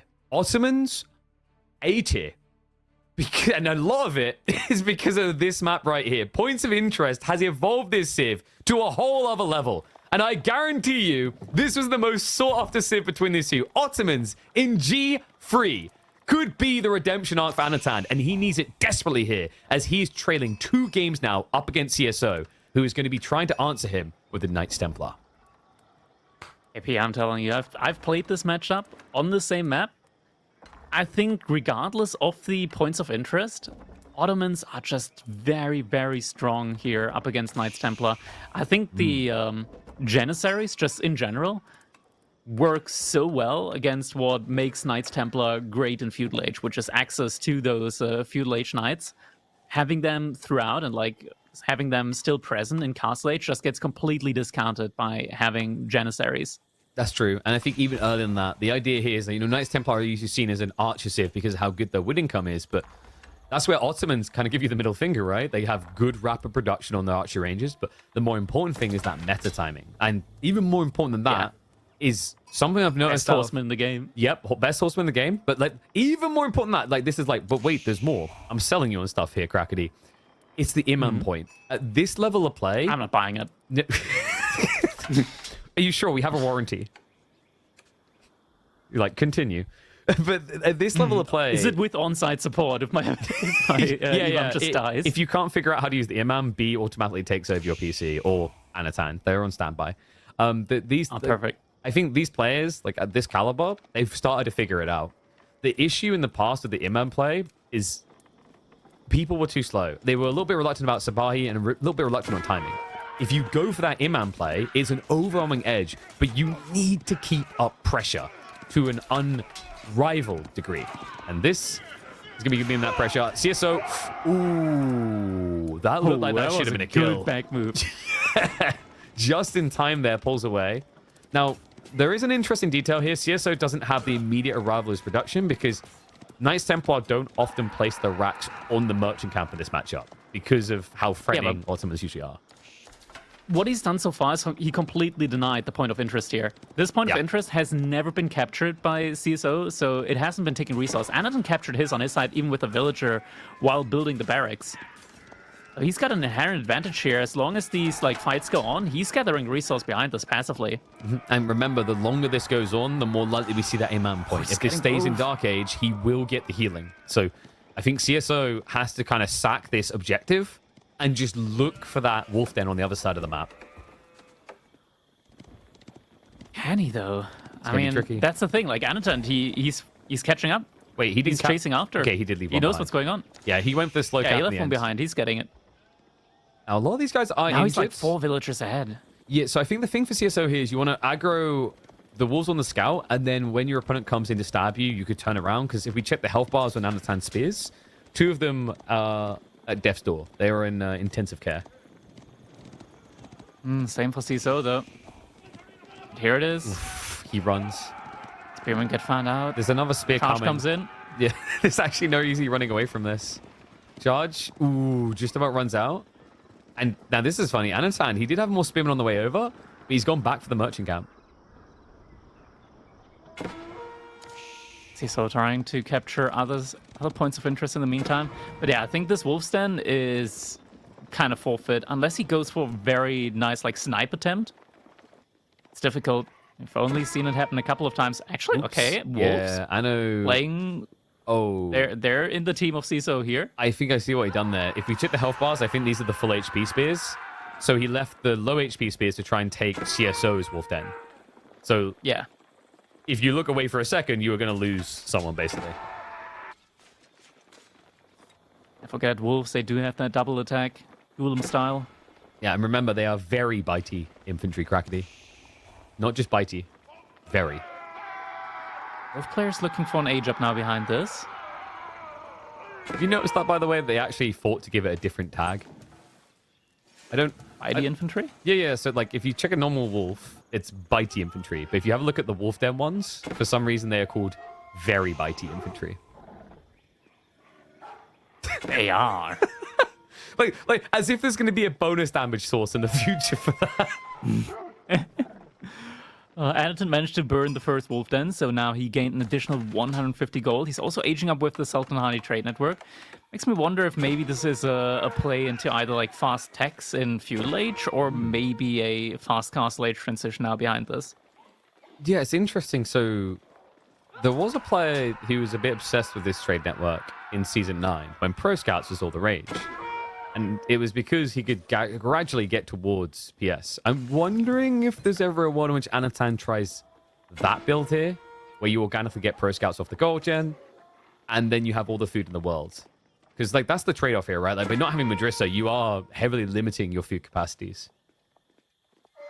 Yeah, at the same time, I don't think Pro Scouts really makes that much sense on a map like this, where your opponent... It's similar to Pro Scouts on Hill and Dale, Yeah. where your opponent already has like one deer camp pretty much safe inside their base. It's fair. Oh, maybe CsOH could get a wolf camp after all, but he's kind of busy with the wolves at the moment. Oh, they aggroed onto the spearmen as well. No. And 4 spears are here, so you could yoink that away. Meanwhile, CsOH finally trying to get his merchant camp back. It's been a long, long way. I like that he captured the scouting on the south side, the abandoned outpost, just in case any info gets leaked out. Because if we check the vision, I think the outpost does see onto the high ground slightly. The CsOH. I think it sees like slightly towards the... Oh, okay, yeah. A little bit inside of the base. So at least he will see if there's like walls or anything like that coming up. Which is usually Nothing indicative. major, though. Like, if you see walls, you're like, okay, he may be looking for attack. Because like, usually at this stage, I think Ottomans are quite confident to just play out into the map. And we do already have those imams to enable that. Imams are in. Anotand now also going for Sipahi. An archer. CsOH just produced his first archer, but he's floating a lot of resource. I'm not sure what CsOH's plan is here at the moment. I don't want to say the word I want to say because I don't remember the last time I saw Fast Castle look good for Knights Templar. Yeah, he's not going for it. He's not going Fast Castle. He's behind a lot of... Okay, no, man. For a second, I was like, wait, why is he behind that many villagers? It's also traders. You get three traders. Yeah, the pilgrims are slowing him down, and then obviously on top of that, Ottomans with the traders adding 3. We're not using those trades. I'm upset by this. Even when it's a good map for it, we never see the traders used. It's just a risk. Yeah. When you don't know exactly where your opponent's economy is, and just safe economy. It's interesting because even in matchups where you're playing against a full greed, like the multi-TC, people still don't trade with those. I think it's just like instinctually you don't think about it. And okay. You're almost out damaging the double Imam player. Sure. Like, we could have probably just hit the building instead with that amount of heal, but... Better safe than sorry, I guess. So there we go. Cha-ching. Extra gold in comes through. I think you just go blacksmiths there now. Yeah, there you go. Steel Dara gets queued up. Like you could play you for got castle. so much use out of these points of interest. That's the thing as well. Like, you get so much value of these points of interest getting the double play, but like you could play for castle, but why? Because with the meta time and the imam timing, you can take a fight to Knights Templar quite convincingly. I'm not so sure about that, mainly because of the Chevalier that CsOH does have access to. But he's missing Undermesh is the big thing here, right? Like, that's... For a little bit, yeah. He actually went into the double pilgrim point very early on. That's a lot of food. And they're already Sipahi, so it's not just there's a lot of food, there's also a lot of risk now. And you can see CSO, it means he has to keep moving really far of his base to escort them, which leaves openings like hitting the merchant camp or finding the second group of pilgrims, which, by the way, this time it could be important. The one that's about to hit the sacred site is a solo. If he gets in and gets the double kill here, it ruins CSO's tech timings. CSO does see the opponent's army, where exactly it is. If only there was a way to tell the pilgrims to stop. There isn't. No, they don't have a stop button. We must find the Holy Land. That's okay. We're sending you to God early. I got dark. Army's coming in. Yeah, but this is a big disadvantage. He's got the ranged armor on, so it's a 2 damage differential on these archers. The spears all being taken out. Sipahi can hold their own reasonably well against Chevalier. Instead, they're going to dive to the backside to get the easier kills. Understandably so, considering that he has steeled arrows, so archers do damage into the knights. And there's no spears left. Chevalier are doing great. Yeah, I mean, the spearmen, they were on the right side where they were fighting against mostly more spearmen and one Chevalier. Overall, this fight's still going the way of Anotand, I want to say. It's the Sipahi at the end. Like, you know, we can talk about the Chevalier doing great, but the Sipahi now are munching down. Where are the imams, though? I'm a little bit surprised. Anotand, he kept them back in the space. Yeah, he kept them back in space to heal up after. Actually, never mind. No, they were just on the edge. They're still there. I think he has the select all army issues, right? Because they don't select the religious units when you use it. I think that's maybe what was happening here. They are healing now, and there's no archers left over. Now. Sipahi is going to get clubbed as well. Really needs the kills, but you can see he's so fixated on getting rid of those archers, he's essentially allowing for a way in which the Chevalier can win. Wait, but Anotand? wait, okay. Anotand could have pulled back. He could have pulled back. That's 2 free Sipahi there. Yep, and he's still with the archer with steel arrows, so there's no undermesh at least. But there's nowhere near enough archers to fight this. I cannot believe how this went. It's crazy to think, is that fight? Maybe Anotand was too scared of the Chevalier because they can do reasonably well at sniping imams, but it felt like he needed the healing in that fight to get the convincing win. Yeah. And now CsO, he's in a position to start remassing a lot of these heavy cavalry units, and he's about to get the next 2 pilgrims in. That's a lot of gold that he can secure that way. And remember, he's drawing these fights without blacksmith upgrades. So what happens when we finally do get undermesh? What happens when we finally do see steeled arrow? Be a lot more convincing then. Oh, yes. And CsO, he's using the gold for the Ronins.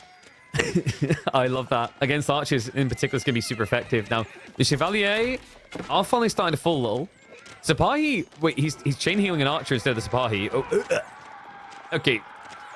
It feels as if the Sipahi are maybe being sacrificed a little bit too much here, but he's got enough still to scare CsO away. Spearmen are now arriving. I do wonder if CsO... Where are the Ronin? Oh, they're coming in now. Yeah, I'm a little bit surprised they didn't arrive sooner, considering they are speedy men-at-arms. But, like, where is Sipahi at this stage? I think Anotand, he's kind of stuck in that death cycle, right? Where you have to throw something there to defend. You're throwing the most valuable unit in. The Ronin are absolutely great here for CsO. As a Knight Templar, a lot of gold that you're just getting in passively. Ronin actually makes it so that you can use it fully, immediately. Like an immediate unit out on the field. Chevalier numbers are going down. Ronin numbers. First one dying now. Yeah, archers. I like that micro Anotand. He cuts to the side to take out that back line. So CsO an overextension here. What did he get for it? Only one unit remaining. Yeah, I mean, he's got pilgrims getting through off the back of this, but I wonder if CsO needed to dive this deep. Like, what was the urgency in his mind? Maybe he thought Anotand was going to try to tech after losing that fight? I think it's just like the all-in mentality there at this point in time. Like, he's been drawing the fights. Like, the fights kept looking better and better for him. But then he pushed too far into the reinforcements from Anotand, and suddenly he's just not able to take the fights as convincingly anymore. Needs a lot more archers now as well. Archer count. Props to Anotand as well. That Very Sipahi strong. count that was non-existent now looks fantastic. And it looks like we are going to get laming on the ball. Yep. Now, did they Or fix just this? a Thanos snap. Someone was telling me it's like a spectator thing. That board does still exist for CsO. It just doesn't From show the in meme, at replay. least. Okay, it doesn't. Got it. Am I getting sniped? Sipahi... Great micro here. There's no imam again. Does he bring him in now? Like, this is a perfect moment. There's no archers left over. They are running across, but obviously a slow religious unit. So Sipahi erase the back line. They could easily just bail now and take out the Pilgrims. In fact, the Archer's looking to do that. And heal up again. But this is going to be a wipe of the army. Like, this is what was missing. The heals are in. An overwhelming lead. CSO may get the Pilgrims through, That's no but way it's going to back. come at a cost. I mean, the issue is now he's not even going to get the Pilgrims through. Come on, give this man a break. Party there, Fortitude. Does he still have the meta? Because the meta's important here. With the ranged armor, he could dive in to get the outpost kill easily. And come on. He's got enough units there. Just heal up for the moment. I look at that Anotand. He's also doubling down on the feudal age play. There's another 5 Sipahi in queue. I love this. And, you know, at this stage, the main techs he wants he's gotten, right? So, like, the extra gold could just be traded out. More food, more Sipahi. Fixes the issue of not having Madrissa. Crazy, crazy plan. I love it. The fact he's even adding spears because he has dominance over archers. Like, you know, how do these archers snipe out the trickle of spears from Anotand when there's 10 plus Sipahi walloping them in the face? It's impossible. So he's still holding on. No Steeled Arrow The as Mass well. Chevalier play. I kind of don't blame CSO for not having Steeled Arrow. One, the gold issues, but two, it's like there's barely any archers. Flash now coming in, and it is going to be the ranged armor activated, so the outpost not helping that much. Imam's now in with the chain heal, and it's a raw overwhelm. Chevalier flop dead. Archer count next to non-existent. And this is just wave number 1. There's a trickle of troops on the way that will give him the firepower he would need to breach this outpost. Now, the meta does go down, but what's going to go down even bigger is CSO. Finally, it has been proven that the Chinese Prodigy Kid can bleed. GG coming in. Anotand now on the board as well. So It's like the map was kind of made for Ottomans in that regard. feels like it, right? It reminds me of like how Canal was played when, Yeah. when like was used in tournaments. Agreed. I think that the nice thing as well is that's kind of encouraging because some people are like, well, damn cracked, that just means Ottoman's going to be broken on this map, bannable. But if you remember, Canal, I feel like it started to get solved a little. There were different civs that could play there. It just wasn't always Ottoman dominance. But it is, I agree, refreshing to see that the civ is relevant again after a very long time of just feeling like almost a meme pick. Ottomans, they got some really weird timings that I wish could get reworked in the future. They're a civilization that just ramps up very slowly. In Feudal Age, they're not that strong until like 10 minutes, maybe 12 minutes into the game, when they can get a decent mass of units out. Like their Sipahi are really good. They suddenly become frighteningly strong in the later stages of the game because their units are just better than what your opponent can do. Thanks to the meta, thanks to the Sipahi, thanks to the Janissary, it's just better. And in the end, like having better units with same population typically means you win fights. Yeah, and I think, you know, the thing with Ottomans is I describe them as like one of the most technical civs, like the openings anyway. You know, people over the years thought like Delhi was insanely technical and required this very finessed opening, and I agree you had to get it right and optimized, but the thing is, like, that was more build order and then location on the map. Whereas with Ottomans, it's not enough to just click the buttons at the right moment. It's then you have to find the right way of using the units. This Imam point timing, maybe a meta point timing. The Sipahi spawns, very high value unit, but can easily be counted. Like, all these details, I think, make Ottomans a lot more complicated than they first seem.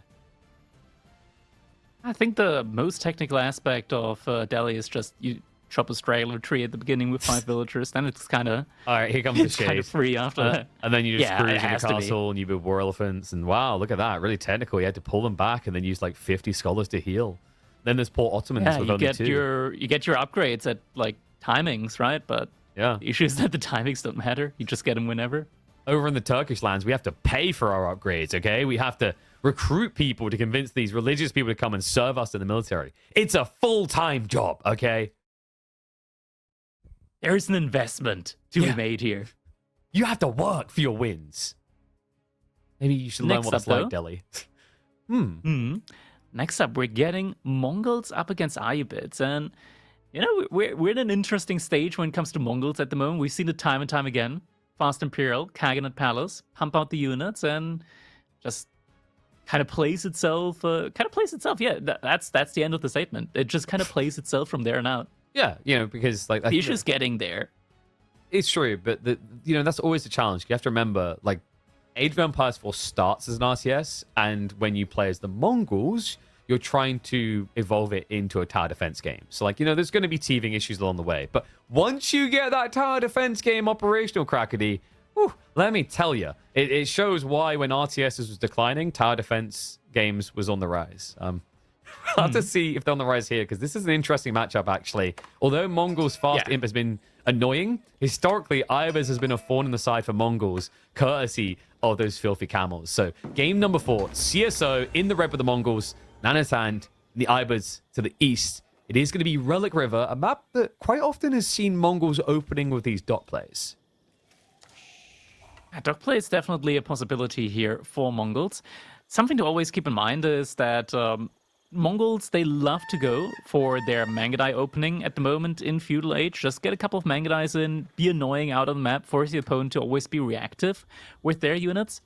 Can't really do that well against Ayubids because the Desert Raiders have a range attack and they debuff the Mangudai and they just they kind of trample on them. Don't forget the dervishes that we could probably just go into. You love those dervishes, right, Crackety? I don't think Dervish is the right play here in this matchup. I think Dervish is great when you have, like, low military count fights. Yeah. That's just not typically the case with Mongols, just thanks to double production. Do you think you'd go for it if you saw Mongols trying to play for the river? Because I've seen some interesting plays around using the dervish to kind of, like, bring your own dock out, and you can keep the villager alive, right? And then you can pressure with, like, you know, a single boat. I actually think it was, like, Anotand in the KPMMs. He had an insane game. I don't think the timing works out. Really? I think, like, Anotand... I think it was Ibis. Yeah, definitely Ibis.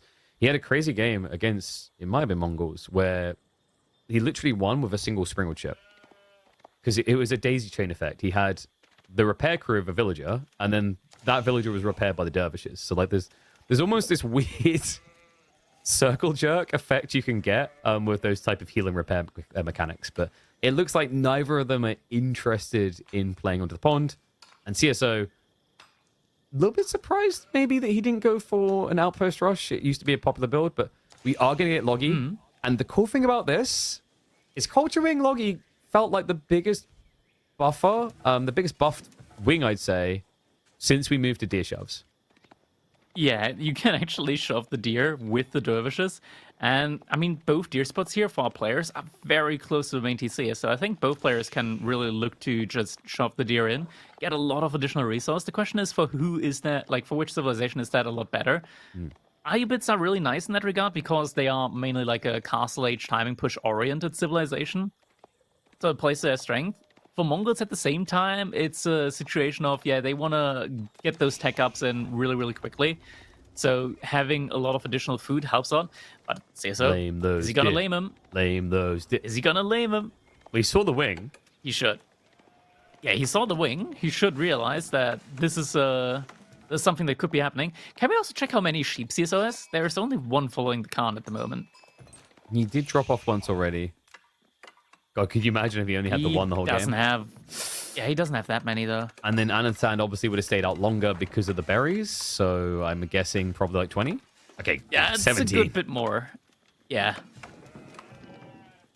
Nice start here for him now. So Anotand looking good there, on the sheep count. I'm wondering, does Anotand... I wonder if he opened... So we usually see the Desert Raiders to accompany the Dervish on an opening here, but you're probably expecting either like Mangudai or archers from the enemy. I wonder if it could be a play to actually just go Stables Horsemen, just add in like 2 to chase around anything that comes out. I think CsO might just be going for an archer opening here instead. Just mainly because archers also really nicely deal with... Has to be careful there. Really nicely deal with the Desert Raiders if you get enough of them up, and you typically can get a lot of them up. Oh yeah, but that's if what you I'm see so saying. In this position for like with the double production. For like Anotand, you just go Horseman, right? Like, because you always expect Desert Raider, and yeah, he does get the info about the archer range, but like if it's Mangudai or if it's Archer, and you have Dervish healing, like 1 or 2 Horsemen should be able to control the map long enough for you to get your greed.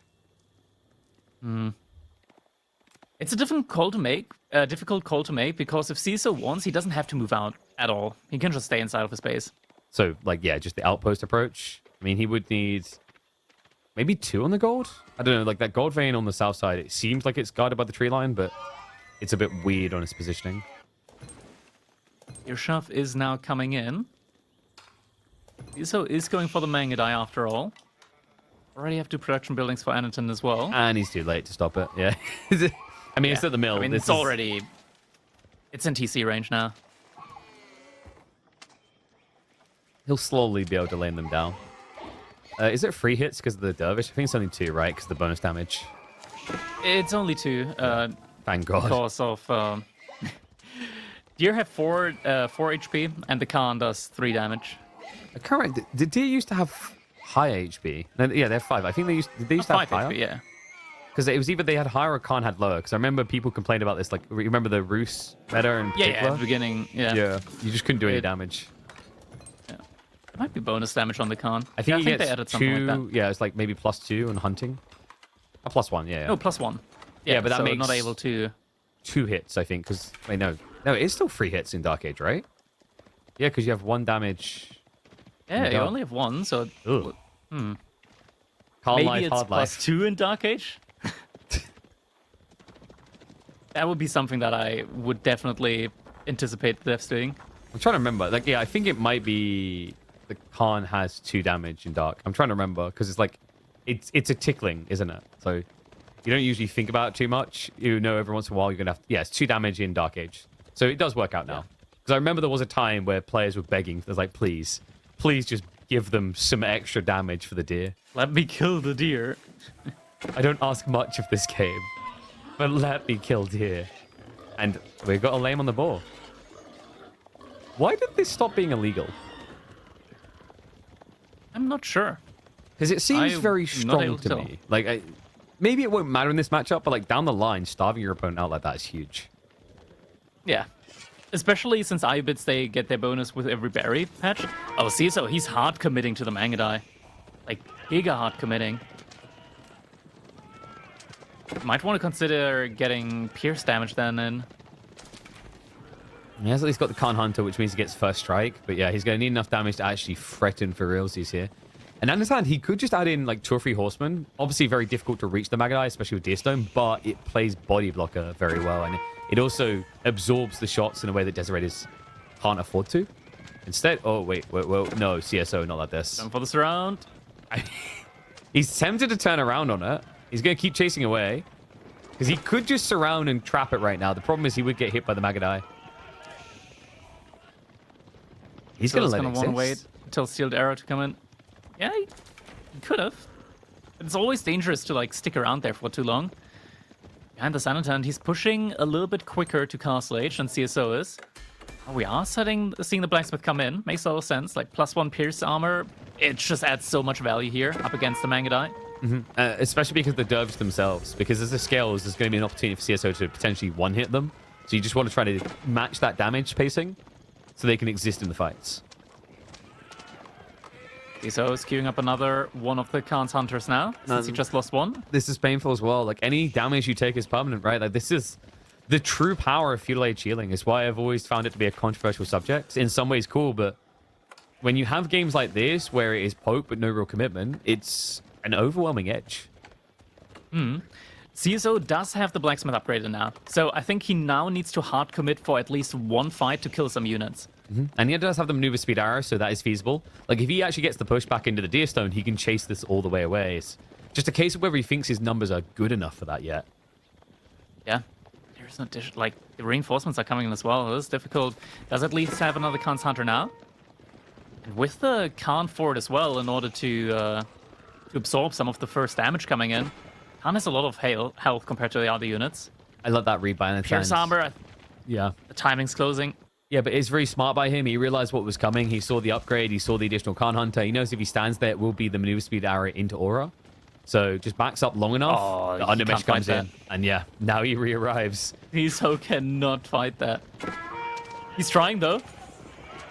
Even just Or is he? like, you do or do not. There is This no hurts. try. Yoda was right about this, because when you just try, you fall behind. A bit of a mismark with the Anotand. I think he had... Was that in melee mode? I think that Psychopath was in melee mode. I think it was in range. It was attacking a unit further forward. Oh, this deer as well. Deer berries. It's a lot of forward food. He has got the berries in the back at least. But there is a risk. And we have to remember, Mangudai, definitely not cheap on food or gold. And gold is another interesting thing about this map, because you very rarely get a safe secondary gold. CsOH's plan now behind this. He could also look for Castle Age, but Anotand's just so much quicker to it now. There's a Raider. I'm calling. He's gonna choose Desert Raider, isn't he? Reinforcement wing, you think? Like He's already got so many of them. The amount of times where I'm like, yeah, growth just makes sense here, and then they just see Desert Raider. I'm like, okay, I guess we're not changing. He tries to harass a little bit on the gold vein, forces some idle time. It's difficult though. It's not going to arrive quick enough here. And the outpost there as well. Debuff makes it Some so nice difficult. little snipe. Oh, he doesn't get it. Like, it's the debuff. It's making it so difficult to just get the kill. We can't find it. And there it is. Military wing reinforcement on the way. The gold safe. Yeah. And CSO now in a sticky predicament. Yes, Desert Raider is going to be really tough. CsOH knows what's going on, though. Like, with this many villagers on gold, it's obvious what your opponent's play is. And he does get the vision on it now as well. This is where you realize as 1v1 gamers, we can finally empathize with team gamers. As this Desert Raider strategy is what they've been encountering for over a year. It's always about the not like aiming, but like about the raiding in team games. Mobility, that's key. It's also the idea of critical mass, right? Like Desert Raiders, you mentioned at the start of the cast, they need scale. Once they have scale, they're actually super lethal. And in team games, you can just build one unit, and it's not bad. Whereas in 1v1s, you're like, oh god, he has archers, so I've now got to switch horsemen. And oh no, oh he's got horsemen, I've got to switch spears. But funnily enough... Getting separate out age up. Yeah, and this does mean he doesn't have that wallop from Kortai, so we might see CsOH play a bit more defensive. Does find his Deerstone caught out, so that's going to be a loss of the aura. And remember, we're just 44 seconds away, and Anotand already has 2 religious units to pick up relics. Yeah, that's the main issue here. Like, relics, there's pretty much none going over to CsOH here as soon as the age up comes in. And CsOH, he's going to try and raid at the bottom side, but Anotand, he's already got an outpost there. He's going to see that from a mile away. And if you go in too deep, the Desert Raiders will backstab, so not really sure it's entirely worth it. Tech complete. Only a 15-second advantage for CsOH. We'll just have to back away. That was Does enough manage to free up the Deerstone. Did scare Anotand off a bit, so Deerstone will make it away. The Dervishes are already moving in for the relics. Yeah. Like in the middle, definitely free one to be grabbed now. North side would make a lot of sense as well. Anno will want to posture with his troopers here, because it looks like the Magadai are on the way to try and intercept that Dervish. That's just coming in. CsOH, oh, he's also trying to go for relics. That is... I don't think that's really going to happen here in this situation. Like, within the next 15 seconds, the Camel Lance is going to be coming out. And then with heavily armored units, CsOH just has not enough damage with healing as well.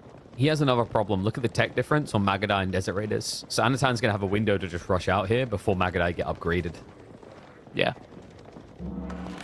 Also, he just abandoned the south side, which is the most relic-dense lane on Relic River. Probably because he's also going for his own shaman now in order to try and get relics from the top side. I think he realized that he's got to go where his opponent isn't, rather than contesting him there. Anotand? Well, he's already looking to react to that, so maybe aware that it is going to be a relic rush here. Camel Lancers, it's going to become difficult for CsOH to actually hold his own. And yeah, I love this. Just go down the middle ramp here because you can intercept the shaman on the way back. And you know, you saw CsOH spawn, you know he has to start playing food on the forward side and gold as well. CsOH, his army, I don't think it's going to be enough here in order to take this fight, even if it's inside of his own base. At least does react in time, pull some villagers back. I've seen this going to be a lot of potential torches. So he will go for the wall along dervishes. He can actually get both of them, but there's going to be a dive into his own base underneath the TC already.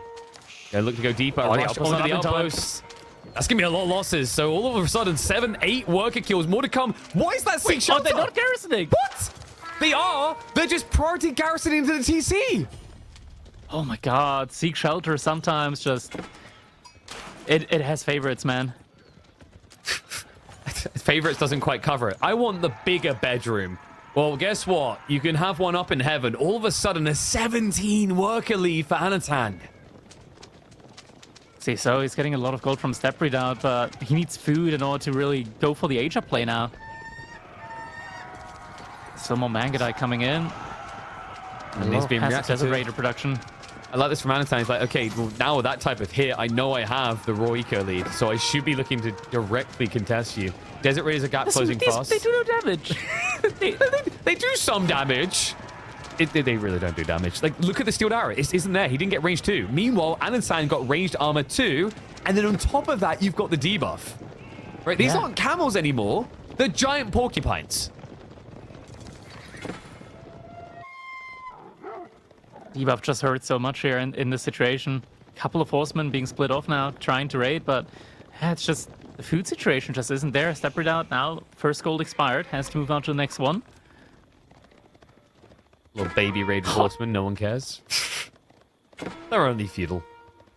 Let them watch us gather. Let them learn what a real economy is. Mangadai have reached the Yam now. You wouldn't know it because the debuff glow overlaps and overrides the golden glow. There's damage at least now in queue. And CsOH, he's not letting off of the idea of just trying to win with only Mangadai. More in queue. And Anotand, it is time to really flex military wing reinforcement. Just build your siege wherever you want. Just like cock a leg up and all of a sudden spawn a mangonel. Yeah, cavalry making mansionate, totally. That makes sense. You just Like how you do just they need hold, larger hammers. but how do they hold the hammers? They haven't got thumbs. Camels? Yeah. Who Grinders else is have. building them? Mangadai You just get really large handles on the hammer. No, looks like they grabbed the love handles of those berry gatherers because that was a big hit. It's still an overwhelming lead right now for Anotand, and he is going to look to strike back. And this time, Seek Shelter will not betray CsOH. However, a lack of shelters will. Same time, CsOH also getting some good raids in. I love this game. This is essentially what we want Game 1 to be, if you think about it. But obviously, the timings were just so much better for CsOH. This time around, though... the Manjaniks now, though. The fire shots. This is the worst against an elf. siege that Mongols can face. It's true, but also like... Oh, God. And It's the like a couple of volleys onto the pastures. CsOH gonna lose all the sheep. At least they're gonna go down. He won't be able to gather from them. But who cares about the mangonels, Crackety? It's time for the Tower of Insecurity. We have got the Tower of the Sultan being built up on the edge of CsOH's base. And the Scud launch, he's going after villages. I mean, the Magadite, like, you can't even bring them home now. It would take, what is it, 800 shots to kill a Tower of the Sultan? Yeah, that seems right. No, they do shoot very quickly, though, KP. Oh, gotcha. And then we have the attack speed arrow as well. So, like, we got this. And this damage adds up fast. It looks pathetic, but it really isn't. CsOH, he did move the sheep to the backside, but now the tower is coming in as well. This could be the best engagement here that Anotand can get with the Mangadai coming from the backside, at least. Anotand, look at it being Anakan here. We'll even make sure the Deerstone can't really get involved. He's going to start torching that out, so no mobility. And there's something ironic about... Oh, no. He did do it again. Melee mode is not your friend. But yeah, there is something ironic about a giant ram that has a ram head on the front of it to kill all the sheep gatherers. You know? Like, Yeah, that's how the thing as dare- well. Like, it can shoot the gatherers while it's hitting the TC. Yeah, and it's also the feeling like, you killed my brothers, leave my sheep alone, right? The ram is the guardian. I mean, this is Crazy like- is that the ram, like, it doesn't take melee damage. Whenever you select a melee unit to attack the Sultan's tower, it starts throwing torches. No, you have to get right on top of it. It's truly depressing to deal with sometimes. I mean, like, look at the positives. At least the camels can't get inside. I think that's the biggest insult. You built it, but you can't get inside. Oh my god! Okay, this is over. This is it. It's over. No He way isn't out. even trying. The Seek shot doesn't work if your TC's packed up. Oh, man. I've been in that situation, KP. And I talk about this a lot. Like, whenever you make a unit that gets countered by your opponent's unit, but you're too stubborn to change into a different unit, it's like you're stranded at sea, and you only got the salt water, And it's like, okay, you just got to drink enough of the salt water to the point where the water overpowers the salt. That's how you save yourself. It's just that point, to reaching that point, good luck. It just sounds like you're just a very salty person at that point, which, I mean, Very makes much. sense. Like, playing Mongol Imp, whether against or with, will turn anyone salty, I feel like. But not able to see it in this game. No, just CSO, we've seen this Mass Magadai work quite well in a lot of matchups. I feel like usually you look to add in the Keshiks, but you see why Iabid's, even in this current meta, I want to say is like a decent blocker to this type of play. Historically, they've been fantastic into Mongols because you play into Camel Lancers, Raiders. Back in the Silver Tree days, that meant that you're susceptible. You already have worse knights with the Keshiks, which get hard countered by camels. It feels like Iabids have a lot of boxes ticked on how to counter Mongols. Yeah, exactly. This is why I talked about earlier that I think like just normal archers would probably fare a lot better here for CSO. Granted, like they're not as fast as Mangadai, but they're still faster than normal archers thanks to the Yam aura that you can move out, and then they're like as fast as HRE archers. Yeah.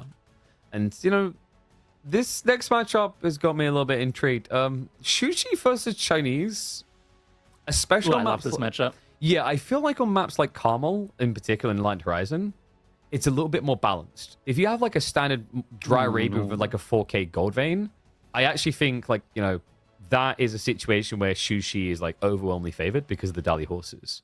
But Oh no, it has nothing to do with the early horses. Oh, you in this want to go situation, earlier? like with Yeah. in general, just Juji have the ability, like, don't even go pro scouts. You don't even go pro scouts. It's so expensive at the moment.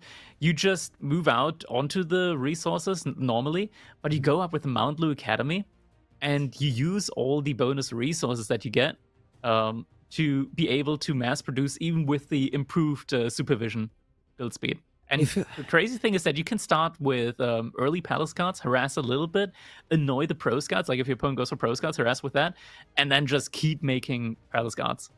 It feels like in a lot of different builds you can kind of concoct, like Shushi feel very favored, right? Like another one is, you know, back in the days when we thought about Chugnu timings, like let's say this was meant to be a Chugnu rush between the two. Well, Shushi already have an edge being 8 ahead by the time you get your own as China, right? Like if it's a fast castle rush, you get it cheaper, you get Dahlia horses to make your knights better. Like you said, the Mount Lu Academy can give you more resources, which does make sense when it's like Lancer and Lancer spam. It's a pretty scary one. I think like the only negative is sometimes when I see Shushi actually go for the Shaolin Monastery, because then you don't have like that top off effect of your healer boys after the done with relics can like kiss the boobies better. But yeah, it's definitely a micro intensive matchup. I've seen some underdogs take games off of top players just because they have the Shushi pick. It's pretty impressive. I'm wondering how it's going to play out with all the changes that we've got to Pro Scout, because like with Pro Scout meta, it used to be that China can stabilize quickly enough against Shuji with just a play onto mass outposts and Barbican defense. I wonder if that's still the case now that Pro Scouts is a lot more expensive, on especially like a map with Carmel, where it's just tough to actually run out of food. Well, Crackety, hold on, that is slander. I don't know what you're talking about, mate. They nerfed it, okay? They took it from 60 deer down to 58. 58. That's a huge nerf. That's almost 5% less less deer, Crackety. Yeah, I mean, the map's pretty much unplayable now if you're a food-heavy Sith, right? Yep. I mean, you might as well just pick House of Lancaster here, right, and get infinite food. Yeah, makes sense. Makes sense to me. By the way, we will be seeing potential Lancaster again. I'm excited for that because Anotand, we mentioned this early in the series. Oh, we do have Lancaster. Yeah, because it's a redraft, remember? Because we best of 7. So those wondering, like after game 4, if it's not a wipe, we get a redraft. You do a smaller draft. You only pick 4 civs for the remaining 3 games. But Lancaster is interesting because Anotand plays it very heavily around Abbey of Kings concepts. He's like the only person. You think he would still do that at the moment, though? He's been. I think he can. I think he can flip on a dime. I feel like I've seen him do it in tournament games still. So I have faith, mainly for avoiding the monotony. Because watching mana builds, apart from CSO's impressive one, has kind of become comparative already to watching Pro Scouts in Season 9. Actually, that's not fair to Pro Scouts. At least they have to like look at the rest of the map. when we have Pro Scouts meta. All right. We're going to have to definitely take a close look at the map spawn as soon as that comes in. Before that, though, we're going to quickly be taking a look at our bracket over here. Anotand versus CsO, 2-2 at the moment. That's going on. The winner of this set will go on to Phase B tomorrow. And after the set, we're also going to be looking at Vortex versus Puppy Paw. Whoever wins that one will have to go up against Marine Lord.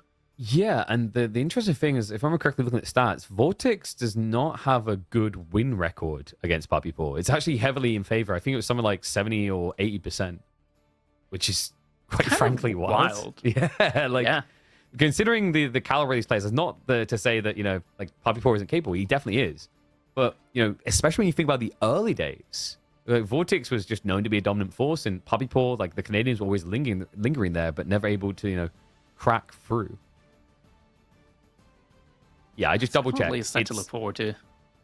It's 3 wins and 13 losses in series. So it's over an 80% win rate for Puppy Paw. But you know what? It's a lot closer when you look at the games. Yeah. But no, you gotta give them mind-boggling numbers. Let's give this number out though. It's drawn in this best of 7, 2 apiece, and now a best of 3 to decide who survives in the Elite Classic 3. And it is a China showdown. Anotand the Shushi and CsO with the Chinese. Yeah, I'm very excited to see how this one's going to get played out between these two. And CsO with the Chinese does opt for the early IO opening, so we're not seeing like an IO-less opening as we kind of gotten used to from China recently. It's up to go for that one. Oh, just normal. Like, this looks like a fast song build order to me. Yeah, because I like scratching my brain. Like, if you just want to play Pro Scouts down Long Tang, like that one villager goes a long way. I feel like most players, the only reason they usually don't do Imperial Officials at the moment is if they're worried about getting like outpost rushed, right, or some sort of aggro that pushes them off of the gold. That's so much food. Do we have like any insane meditation garden spots? Like, this one's already pretty good. You sometimes get triple berry. I think you only got double here. Yeah. It's like it's not that great. It's nothing crazy. I think this one's probably the most decent. 25 gold, you get the berries, you get a wood line. It's a healthy mix, and it's in the back of your base. If you want Pro Scouts, you take the gold. If you don't want Pro Scouts, you take the double berry on the left. So far to walk, though. I think this one's probably the best one to go for in the back of the base. Spoken like a gamer who just sits there playing games all day and can't be asked to exercise. That's a long walk. I'd never do that. I can't speak. I'm never walk in my life. Yeah, right. Like I did. So like I obviously I broke my left ankle in a much more manly way than that's a good excuse. Yeah. And then I rolled my right ankle last week. And I'm like, I really do need to do these exercises. I really should. And then every day after like 7 or 8 hours of AoE forecast, I'm like, nah, I'll sit on my ass for another 2 playing Clair Obscura, and then I'm going to bed. It's a hard life. Yeah, it's tough out there. Now, Meditation Garden is going to be coming in. CsO should also be able to drop off taxes and be on his way to next age in just a little bit. Hero Academy coming in. Forward position. Okay. So he's going to be able to also get the buff up on the gold as well. I'm just looking at where the gold veins take us here, because it looks like Anotand, he has a little bit more diversity to his gold veins. Yeah, they both got the corner spawn. There's nothing like too broken. I just do think that I like Anotand's start here because he has the pivot to go like north or south. He gets pushed off against early pressure, whereas CsO's is like anchored here, right? So like if Anotand took an aggressive line, you could starve him out of gold very easily. Well, I say starve him as much as you can someone who has an Imperial Academy. Yeah. Which What's might play here now. Anotand's getting a lot of wooden. I wonder actually, like you mentioned the Barbican play for CsO. I wonder if that's why, like it could be the Barbican is because he sees the golds. Okay, well, CsO's moving off of the Barbican play. CsO, he's transitioning into a Pro Scout play after all now. But the Barbican, man. It would have been a pretty good one for it. Like, yeah, because the boar is basically rubbed up against the edge of the map. He's got good options, like, yeah, like right side or left side. Right side obviously a little bit better with the gold access there as well. It's just going to be Pro Scout at the moment. flavor of the year. Anotand's also mirroring that. This is the thing about this matchup. It is epic past 10 minutes. But the first 7 minutes is... Takes a good while. like that KP. If you're watching this video on YouTube, like, just fast forward. You're not going to miss anything. There is 58 deer on this map. 52 of it is not in the base. They'll both eat. It's fine. Oh, man. That's going to take a while now. Yeah, you know, like sometimes really you wish you loaded into a game late. Yeah, So I wish we forward. saw more players like go for like spicy all-in attempts. Yeah, but the problem with that is that, you know, and I've had to accept this, and it makes me roll my eyes. That's why I want to like do more community game stuff again in the future. It's like you can convince a random Andy to do the suboptimal thing for the memes, but these guys, you know, efficiency, optimal build order. Oh, no. meta. You got to be efficient with the all-in as well. You got to really practice it. You got to practice like early 5 Spearman, Dark Age into quick follow-up Barbican drop in your opponent's gold. I mean, CSO did do that to a low-ranking player in the midweek musters yesterday, so You must have won, right? he did. It's quite fresh for the guy. We probably shouldn't mention it. So, you know, like CSO's probably already done his quota for Barbican. It's been mentioned. It's yeah. I mean, it's been mentioned. It's strongest strategy in the game. Confirmed. I think, you know, kind of says everything that with that strategy being so OP crackety ever since that Imperial Academy buff they gave. We don't see it anymore. That's the issue with Imperial Academy. I think honestly, Imperial Academy, it's received some buffs that just weren't necessary. Like I like the idea of being able to make Imperial officials out of the Imperial Academy. I just think at the same time it should have been a trade-off, not a flat-out buff. Like trade off the ability to make Imperial officials out of that. Yeah. But like nerf Texas baseline from think upgrades at least. One thing I liked is the idea that Barbican had something in it as well instead, you know? Almost like you split the economical benefits, so like there's justification for one or the other, as opposed to it just always being X or Y. Which is Honestly, I we like the have. idea of landmarks for China not being that good baseline, because you're able to make both of them, and then you also get the bonuses of the dynasty in the end. Yeah. Well, The like Imperial Academy buff just were kind of fetched. Yes. I think my thought process with it was kind of like, imagine if supervision was to do with the Barbican, right? Like, not full supervision, but like the military supervision. Yeah, imagine like Barbican had an aura around it, and you can supervise the Barbican to supervise multiple production buildings around it. That could be nice. It would be refreshing. Yeah. I think that would also like then just give it more of an identity than it's just a castle, lol. Mind you, self-snooper, there's a Barbican there. Don't make rams, just make units. I swear, every time I watch a feudal game and someone has to build rams against a Barbican, I become so defeated. So I'm like, well, that's it. Come back in 5 minutes, guys. We'll be at the victory screen. Instead, though, it's going to be all the way chugging up to Castle Age. So astronomical clock down the way. We have some people experimenting more recently with the alternative for vision. Could have been good in this type of matchup, because I feel like when I've watched this matchup on Carmel, the simple summary is whoever stops building knights first is in trouble. And I think CsOH's in a really, really good spot at the moment. He managed to get out of Feudal Age without too much trouble. Anotand, because he went for Pro Scouts, the Palace Guards achieved absolutely nothing so far. And now Anotand, yeah, he's going for Mantle Academy. It's happening. He knows that he won't probably have time to like get relics in. Yeah, and I mean, it's already like an advantage if you can now get Knight v Knight here, right? Because like basically CSO's gonna have to outnumber you in the fights to feel good. What he does have on his side, and I love this, is a timing. Because the tech is later for Anotand, it gives this opportunity to greed. So he's gonna make it about relics now to give him the edge. And just think about it, like just even 2 relics plus taxation from Imperial Academy, you're gonna have the ability to stay safe, pumping knights a lot longer than Shushi. Yeah. All right, we are getting the upgrade on the supervision speed, and on top of that, also upgrade for Spearmen. So it looks like Anotand is just going to go for mass Spearmen. I like that play in theory because CSO, he's in Tang Dynasty. He isn't like really scaling that hard at the moment. Yeah. If Anotand gets like a mixed army composition, that should be pretty good for him. Because CSO will want to just hunker down on one unit army composition. And that's the thing. I think Anotand's idea here is going to be maybe like not too heavily into lancers, just a raid, right? And then you just start building the spears, maybe prepping crossbows as well for that all-in timer. I still think it's very risky on this map. Like, you know, I've seen players like play this enough as their thought process is like, I should have just kept building knights. It's weird how often Carmel becomes that simplistic. The tier rates are still going on, even amidst the battle. Please. Not enough spearmen. Stop sacrificing these palace guard. They have lives too, right? They matter. So many knights already.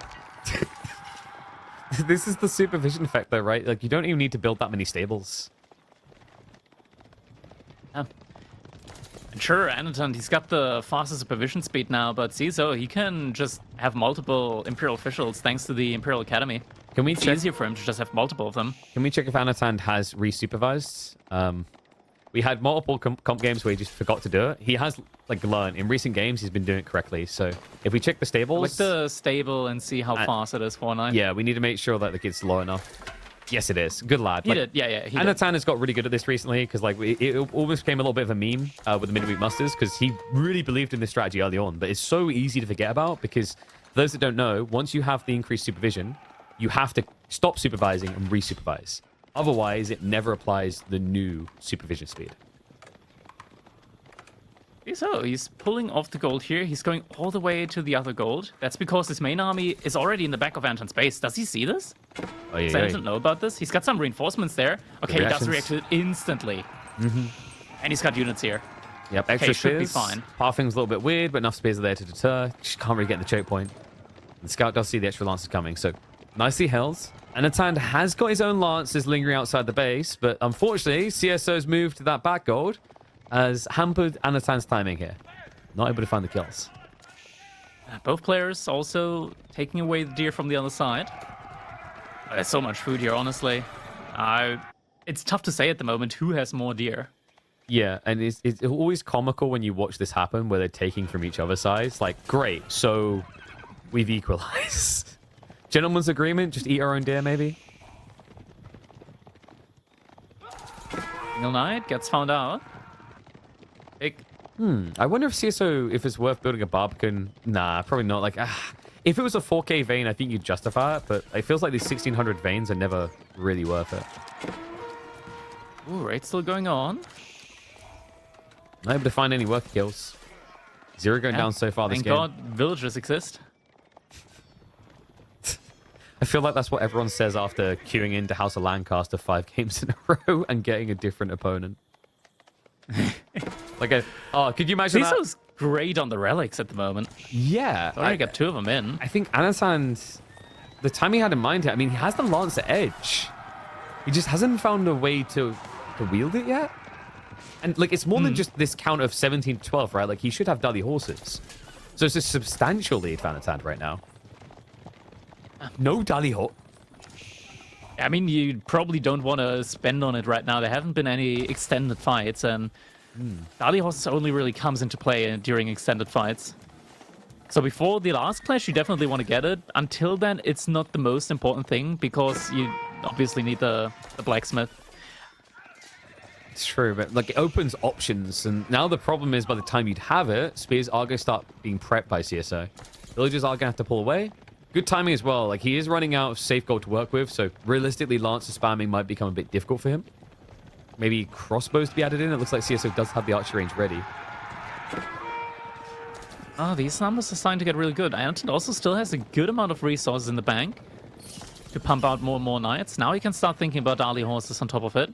Before that, it's always like difficult because you want to spend all your resources on just knights. Yeah. Doesn't even have a blacksmith yet, probably.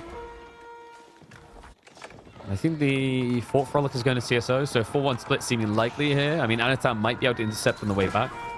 Just needs to find a way of like, using this advantage he's built right now. But CSO good on the defense so far.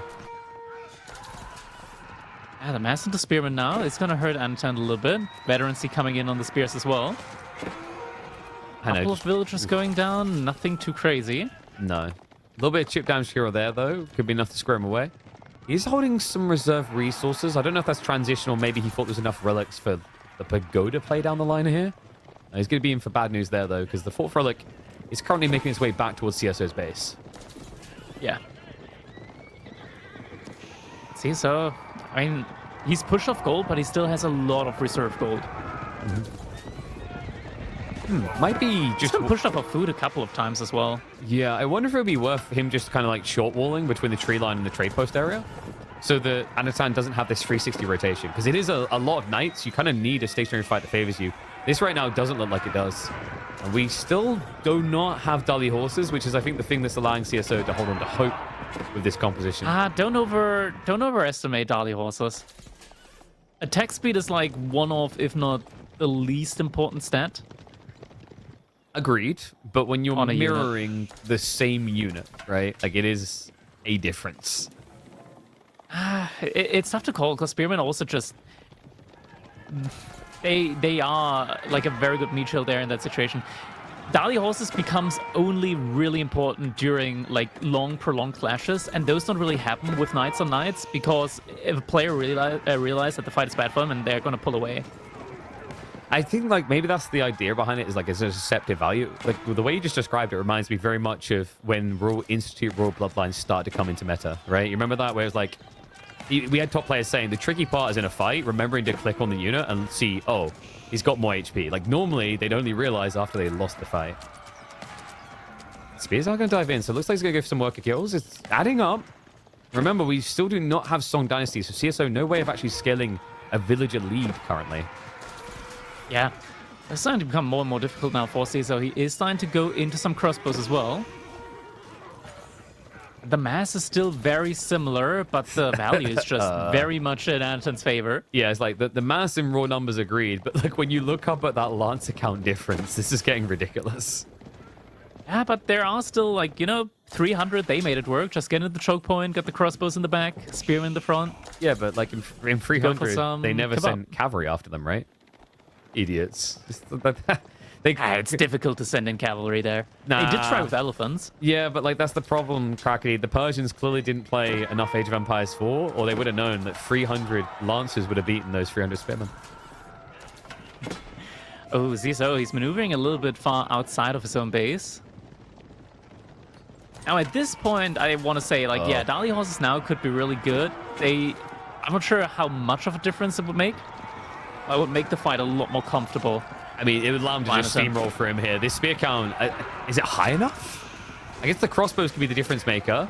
Weird pathing split due to the gold vein. He's going to try to stand his ground here, so the range units can be a little bit of an advantage. Anotand, full melee mosh pit sends it. He brings the villagers back to gather more gold.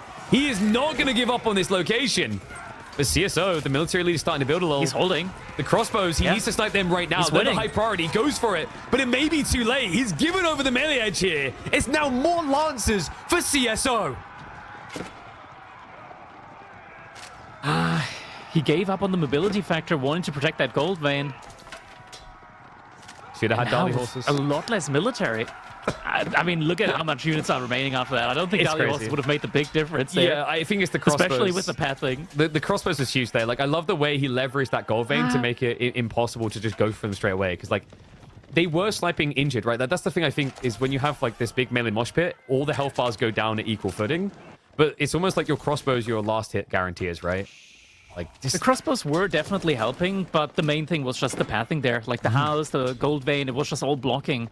Anotand wasn't really able to pretty much utilize like half of his cavalry until later on in the fight. Yeah, they went full British. They started queuing up for no good reason. Anotand's now switching into Jugunu, trying to make a stand as CsOH is just pumping out crossbows and spearmen non-stop. Gets a nice little raid in now, though. Gonna be enough. I wonder if CsOH just... It's gonna be tough. Maybe he can thread Yuan here. Like, good for the pagodas, and he's full infantry, so the Yuan movement speed is very helpful. Would help. Yeah, Yuan would help a ton. Okay, that's correct. Pretty much any unit that he's got. More units. The issue is that Zhuji's Legacy also has the ability to like get the upgrade on the Jugunu to do bonus damage against light units. Oh, So did she? the Jugunu here are a lot more threatening against the spearmen than they would with follow sieves. And see, so the problem is the crossbows. I think a few of them were actually hitting into the spears. So he's microing them correctly. Now it's turning again.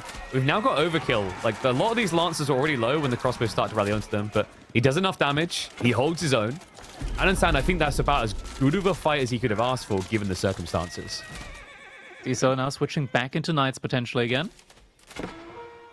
Oh, he's making archer. He's getting the veterancy on archers instead. Huh? Huh. Yeah, that makes no sense. Especially against Chushi because of the extra 0.5 tar range on their Chug. Like, you don't have any edge against these repeater crossbows. Yeah, they're... Other than movement speed, yeah, not really. Oh, CsOH stockpiling. Do we I mean, just he's see got the one? still like a massive military lead. Yeah, I mean, he could rush him because remember on Carmel, that gold vein decides most games. It kind of felt like it already has for that fight earlier on.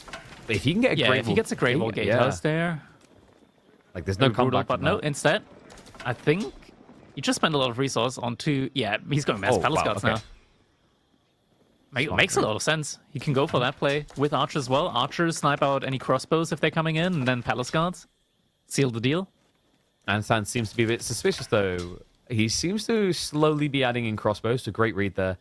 Also, just so annoying to fight against. You know, with these archers, you want to be able to snipe out the crossbows, but good luck just figuring out which ones are actually expos and which are repeater crossbows. Oh, it's going to be a great raid. CsOH, he's going for the gold in the back. He knows that's the only gold Anotand has access to. Wait, no, he isn't. Okay, I think he selected all armies. He's heading in now. He got distracted by this. So there's a club under the tree line. The simultaneously in the corner. It's going to be a dive in. However, Anotand, if he reacts quickly, he's got double garrison spot there to minimize the losses. But right now he's distracted. CsOH intentionally diving into him to make him look elsewhere leads to 8 villager kills in the south corner. Tons of damage being dealt, and I mean, it's not going to be enough. The knights now start torching down the defensive structures. And this fight should... Feels like he has to commit. Yeah, Anotand should be able to win this fight because the Chug, in theory, but like CsOH could just walk away, right? It's too much. Oof. Like, there's enough crossbows here to still take the fight. Archers now coming in as well as a reinforcement. Now the gold's completely gone. Anotand, he's got no more gold to play with. Horsemen coming in this deep. The problem is the pass guard numbers are already getting pretty fat. The Sacred Site's locked in. I mean, it's a lot of gold gen to work with. We talked about the potential for the Great Wall Gatehouse. I don't know if we're going to reach that stage. I feel like CsOH is the type of player that understands he doesn't need the age up now to end this game.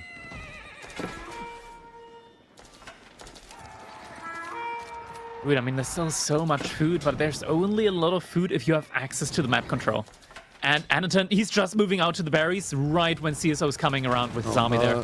Yeah, Lancers on the south side pull away. North side, they're going to head on in. And bad news arrives to Anotand. Barely any cavalry here to defend. We'll have to walk away. A few worker losses. But more importantly, a loss of access to anything to eat. His entire military kind of went to the bottom as well. Stretched very thin now on both sides. Like, he can't... He's got to surrender one side and commit to the other. Issue is he needs both. Oh, I mean, we could just wall the map. Oh, that's right. It's a very wide map. Yeah. It's funny with this map. In some ways, it feels on par with Prairie in terms of difficulty to wall. Veterancy coming in on the horseman, but Anotand, we talked about no food. Oh, it's happening again. He can't massive Anotand. Oh my god. More villagers going down. He's going to get them all, and he can just run out like a thief in the night. There's no reason to hang around anymore. Army value triple on CsOH side. It's going to be bigger than that after this type of fight. Dives on in. PG Yeah, the fight goes in. And he ain't anymore. GG gets called in the Chinese mirror. It turns out the Chinese guy knows it a bit better.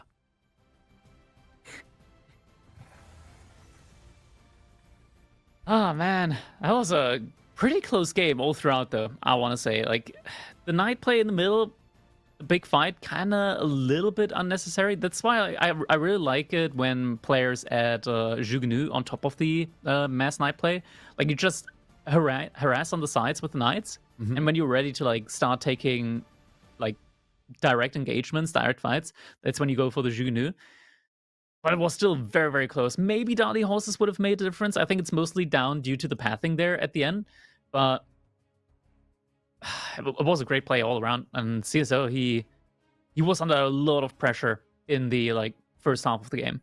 And this is a matchup that's meant to lean Shushi favored, right? So that's another big praise for CSO, is like able to overcome that problem. Like we talked about a few situations where Shushi should feel better on transitions, tech, unit types. But CSO, just resounding performance in the series, gets back on track with wins, and now finds himself on match point. And correct me if I'm wrong, he is always on the right side on these drafts. So we've got Jean versus Byzantines up next, a matchup that Jean has some crazy strategies. Like I feel like whenever I see this matchup, I don't know if it does it for you, I still flash back to the King of the North game where Kilyadi baited his opponent to think he was building a Kajillion Knights and then ambushed him with like 70 archers. He was proud of that. I remember Mass Knight, yeah. he should have Mass Knights can sometimes Mass Knights can sometimes really make a ginormous difference. Like it's crazy. Like you typically think, okay, yeah, Mass Knights, Knights kind of start becoming a meme unit, can be easily counted out, but they're still the most effective, like cost-effective type of unit in the game. Oh no, I'm talking about he ended up like because you expect Jean to build Mass Knights, right? In that game, he built 70 archers and Byzantines had built like 60 Limitane. Oh, okay. So he's like, oh, well, yeah, he's going to die for me with Mass Knights. And then all of a sudden, he just get flooded by archers. It's like the weirdest experience you could ever imagine against Jean. Interested to see if we'll get something similar here. I feel like Byzantines, I don't know, I felt like they should have been looking pretty good because I still consider the system change to not really be a nerf. But it was interesting to see just how abysmal their win rate was straight after that system change. The thing is, with win rates, it's typically an issue due to players just not practicing. Agreed. Like, not really practicing the change. And it makes a lot of sense in that regard, which is why I think that Cascade, can we get a reset on win rates after a patch and then look after that? I mean, I agree on that, right? Like, because people are experimenting, trying to figure out. Like, even the most recent midweek muster, I just double-checked our stats for it. 25% win rate with 8 games played. So, like, people are still wiggling around this, trying to figure it out.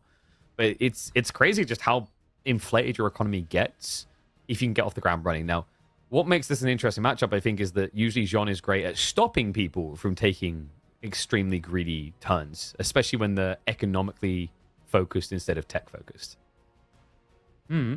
Something interesting to keep in mind here as well. Jean, this is like one of the matchups where I think that honestly, like the Jean champion path makes a lot of sense as well against a little bit now, just because like typically Byzantines, they are kind of late when it comes to going into crossbows, even in Castle Age. Gonna have to see though how this one's gonna be played out now on Gorge as we're moving into our game number 6 here.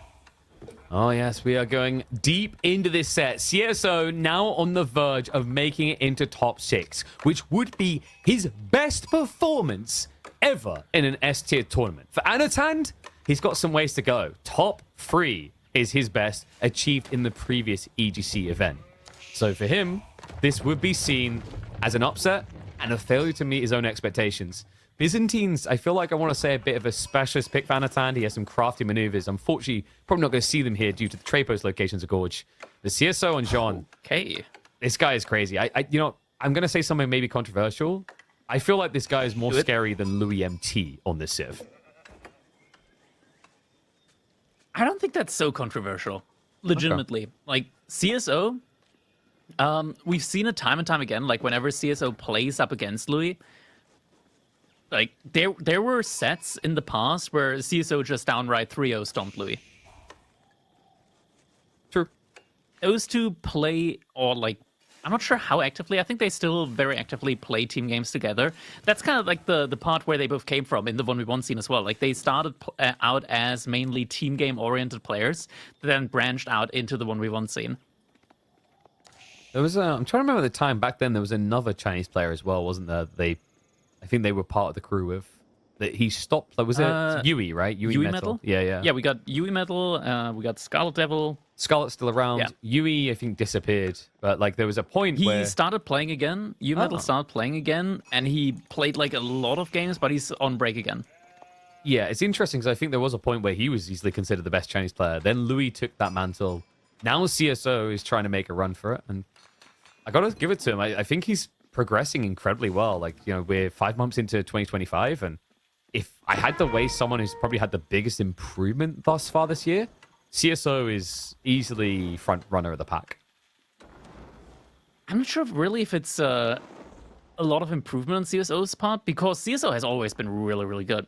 It's just like focus on what he wants to achieve. Do you think it's maybe like actually practicing? Consistency? I think it's just like time investment into the game. And like focusing, because like CSO is one of the players that I would say like probably practices the most in the game, like customs, on ladder, pretty much anywhere. He even asks me for custom games, and that's wild. He's like, Crackety, you know Barbican rushes so well. Can we run a few formats, please? So we have got the outpost coming out, by the way. This is to be expected. Not from Jean. You don't think so? That's a normal villager. No, wait. You mean yeah. So I thought you meant the Civ. That is a bit funky. I guess he wants a cleaner school of cavalry timing. I mean, why not Jean here? Like, that would be good enough XP haul, no? I mean, I guess it kind of makes sense. He can go for his own mining camp on the stone, upgrade the outpost. Jean is eventually going to get upgraded, and then she can't get the stone anymore. That's true. And also, in fairness, could also, in theory, do in his base, but yeah. There is some civs where Jean's important. Like, if you want to outpost rush Malians, you always use Jean, right? Because the Donzos will snipe a normal villager. But here, I mean, Akratoy sounds great, but if you think about the run to try and get the... Like, you're never going to catch that villager. And they don't throw torches, right? It takes a while to take down a building. No, these Muppets, they learn how to pick up a spear, and then after 30 seconds, they forget how to pick up a spear. They don't even throw the spear at the end. They just stand there looking threatening. Imagine if Akratoy lets you throw the spear at the end. Like, the last attack after Akratoy runs out becomes a Donzo spear throw. I mean, like, it should be better than a Donzo spear. They just need to scream, "This is Sparta" at the top of their voice. Ooh, I like that. Yeah. No. You have to make it more subtle. Like, "We bow to no king." That would, yeah, that's what they say, and then they just hold the spear. I kind of want more text indicators. Like, I don't know about you. I love the Knights Templar help just popping up, because it's kind of a feedback indicator to let you know, oh, they're running faster now. Outposts up now, so berry gathering is going to be kind of tough for Anotand. Question is he going to go for like his own archers and spear and just like the midnight composition, try and burn the outpost down? Well, one thing's for sure, timing a little bit. We're definitely not going to see range on, right? Would be weird. Like, right now, it's only the midnight. Like, getting Melijon in at this point in time would be absolutely devastating for Anotand. The weird thing is I've been seeing some players doing range on into Byzantines, which has always felt funky to me. Because, like, Byzantines are statistically, I would say, like, 90% plus likely to go javelins in this matchup. Oh, Anotand, he's moving straight for the base of CSO. Really? Doesn't have the hardened upgrade yet on the Limit Yeah, but you're going to run into a level 2 Jean with this. Yeah, that's the issue. And she's already there experience-wise. Like, it's no trouble at all for Jean to... Yeah, there it is. To just go melee and start cleaving. An easy intercept. I wonder what Anotand's thought. Maybe... Ooh, you know what? Was he expecting Pro Scouts? This has to be just a rush to block Pro Scouts. But again, Jean, that sounds oddly greedy for an aggressive action. Like, it's not often you say that, but the timings just don't make sense against this monstrosity. Yes. Jean in all her might and glory. Easily take... Okay, never mind. I'm not going on with that sentence. Did you ever realize... I can't remember the name of his character. You know, like the Marvel's movie, the character that Jon Snow played? I can't remember the name of the Immortals people. Eternals. The Eternals. So there's the Jon Snow character, right? So he's got a sword that controls him and tells him what to do. Have you ever considered that Jean's being controlled by the sword? It's like, it looks like it's controlling where she's going, right? Like, she's more or less just running around. It's a very large sword. Yeah. Yeah. I'm not sure if it's historically accurate how large that sword is, to be fair. Oh, is that fortification? Oh my god, the fortification. Nope. Nope, they're out. I mean, Oh my god. in some ways, this feels good if you're Anotand, right? At least you didn't get halfway What? through and then that happened. Like that. No, it's better if it's halfway through. That just felt horrible. You don't think halfway through is just like sunken cost fallacy? You're like, okay, No, I'm gonna die halfway doing through this. is when you commit. There's no more villagers over there. That's when you commit. And then That's John when you get turns it up done, and but- you die, right? This must have. Yeah, I mean, could happen. But either way, like this was horrible for Anotand. Horseman He's now. still basically playing Oh. without a landmark. Oh, this is sick. This is sick. Is this Okay, long? reinforcement cutoff. Okay, so like if he ever gets the mercs, this could be longbows, I think. Longbows are really good against melee Jean. Like she can't come near the fight. It's still how do you get olive oil? Because like something we didn't talk about is look at the berry spawns. It's not just one berry spawn on the ford. It's two. It's Pope. Yeah. And now CsOH, he's starting to take away all the deer.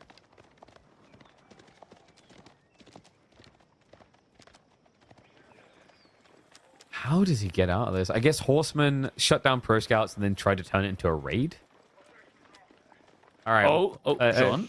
Okay, it's a That's a group. little bit too many spears to take on. She did not seem to hesitate. She's like, I got it all, boys. I can do this. Trust me. Let me activate Beyblade mode. Cue random anime music. Trying to remember the Beyblade theme tune now. Beyblade, let it. Okay, no, we're not going too far. Copyright strike. There goes the money for the YouTube stream. Oh, it's already gone. They're so quick with that. You have to be really careful. Can't even hum nowadays. I mean, they got us the other day, didn't they? When we had the Rickroll medieval thing. Oh yeah. Yeah. No, don't mention the name. Oh yeah, sorry. The Mick Dole. Yeah. Yeah. That's the one. Yeah. It wasn't even the same song. Doesn't stop us from taking your money. And we have got Kurosite in play. So Anotand is what? Going to try to block gold? I mean, that outpost needs to go. That's Anton's only real way back into this game, I feel like. Once he gets mercenaries out, it's doable. But until then, it's despair. Remember when Abbasid fire armor and fortification fire armor reduced Kurosite? That was horrible. That was so horrible. I played a team game. I think it was even in a tournament. It was. I had like 3-4 Kurosiphons, and they couldn't burn down a TC. I remember it was. I think you were in scrims. It was against Avali, and that Abbasid TC just didn't die. Yeah. Oh boy. You're watching my scrims? Yeah, I mean, I think I got told to watch them by Balton. I think it was. Okay, fair. Yeah. You know me. I respect the scrims. Unless someone's like super secretive and keeps hiding the match history, in which case I'm like, haha, sucker, you left it open. It's a gentleman's agreement. Public thing. now. Yeah. I respect your scrims if you at least let me watch the pub games.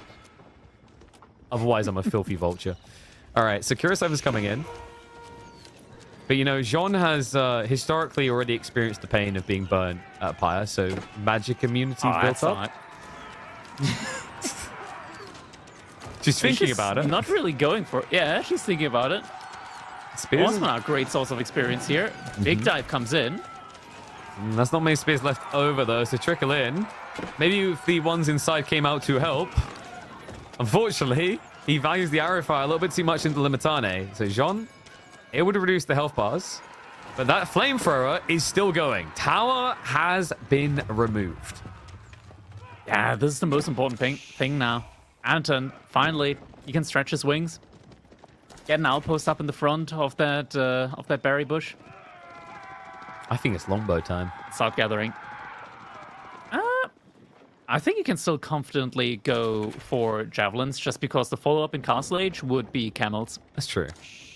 I guess it's like if you're more worried, I think like longbows are better for defending now, right? Because like you can just keep Jean out of XP range entirely. Whereas like with Javs, she somehow always sneaks in.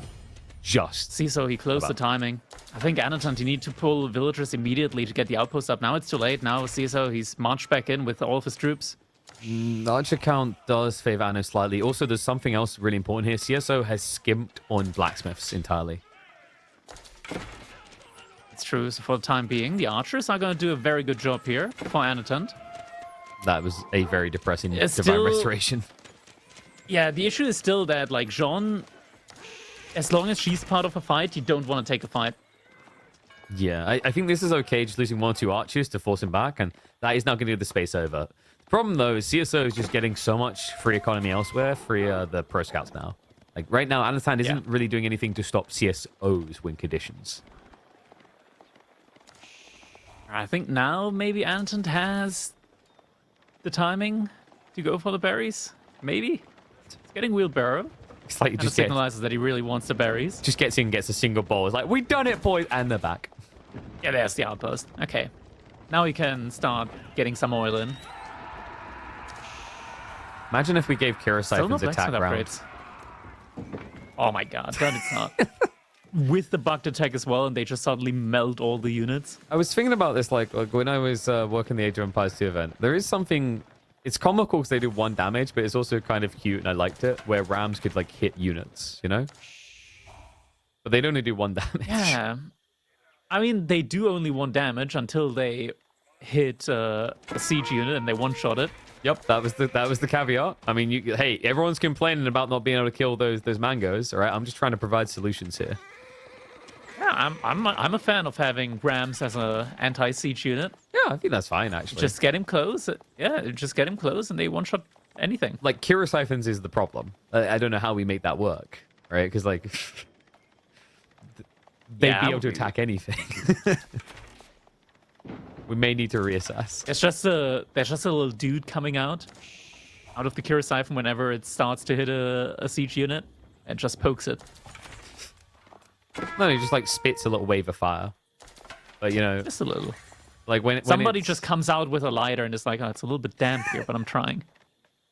Just got this image of this guy just running out of an aerosol can and a lighter, screaming at an army. Whoa, he's Okay, so we are fire getting from his javelins hands. in. Interesting. Quick, build another pyre. We'll stick him next to Jean.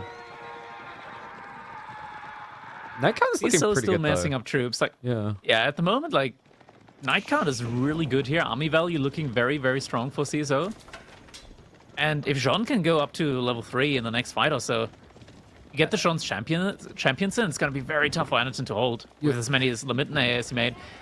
But, like, food economy is also very That's good the thing. for Anotand. You are a little bit on the clock because you have to realize, like, yes, Anotand has not been able to touch berries, but he was forced to touch grass of a different kind. That's a lot of groves this early on in the game. Like, greedy, sure, but necessary. This is where you can start to reap the They bounty. start paying off. Yeah. Yeah. No steel arrows Good still for charge. CSO. Needs the night Jean charges, outside actually. of XP range. Kirasiphon can give the body blocks there. The Knights kind of littered trying to dive in. Limitane are now on the field. Now remember, there is no steeled arrows. So CSO's damage into those Limitane from range is a little bit underwhelming still. Starting to wonder if he actually forgot about the steeled arrow. This point in time kind of feels like it. He's got the resources for it. But he's more busy microing at the moment. Fight now comes in. Nice cleave. Jean Jean still gets some good touched. experience. She's looking good for this. About 100 XP away. And this is the type of fight that could easily get you there. Divine Restoration's going to be pumped. The Knights going for the full commitment. Limitane count is looking decent for the wants whole, to- but their he wants to DPS is level up. low. It's close. Jean, Level though, 3's Jean's gonna in. die. She dies. It's too late. She dies. Yeah, but that's a cheap buyback. He didn't trigger the button. She can ride across the field now. The Knights are still going to break through.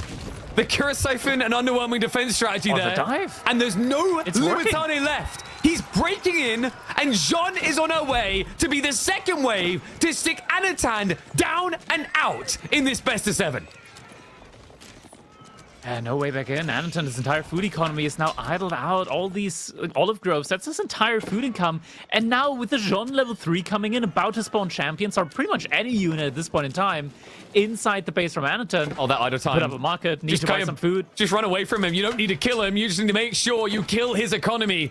And there it is. Champions get spawned. Jean should be running to the back. The outpost defense can only do so much now that level 3 is in. And Anotand, after an amazing first EGC tournament, a respectable performance here, but the storyline for this tournament is quickly becoming that of the Team Elephant boys. Yes, I would see Anotand. He's got a lot of wood remaining. Could get a couple of additional outposts up inside of his base. Maybe another arrow slits in placement here and there. CsOH's resetting. He's waiting for the new group of archers. I'm a little bit surprised Jean isn't just diving into the base right now, actually, right? Like, she should feel unkillable at this point. Yeah. Maybe a little bit too much respect being shown? Maybe. It's also threatening because at this point in time, like, if Anotand somehow does get more Limitney out, Jean now starts taking bonus damage from them. That's true. And the champions, I mean, so bloody tanky at this stage. It's just, look at her go. All of a Trying to sudden, go for it. She's a NASCAR driver. Like, this is ridiculous. Champion's gone, though. CsOH, he's making ramps now. He's trying to go for a more static push. Are you kidding me? Yeah, like, CsOH, like, it feels like all the sail was blown out of his, the wind was blown out of sail rather, but Oh, no, he still has knights. Yeah, he still has knights, but I mean in terms of, like, that dive, right? Like, something made him hesitate hard. I think maybe it was the double outpost. Arrow fire was just a bit too high. Didn't have enough units in there. Anton did manage to sneak a couple of villagers out to the berries. I like this. Just cut the aqueducts and ruin the efficiency of Anotand. This is a very cheap, efficient way of slowing down this economy. Because right now you've moved to the north side. It means the olive groves are active again. We knock on the door. Anotand will have to vacate the area. Outpost goes down. Javelin's hurling, but count not substantial. Only 8 in total. Good enough to start one-shotting the archers bit by bit. There are still more troops coming in. John's going to forward. We'll get another cleave out. Jean, low HP now. Needs to respect the exit as well, because javelins do not great damage, but enough to kind of get that last oomph in to get the kill. You can see, actually, CsOH is trying to thread the needle. But, oh no, the buffing! Oh, Jean.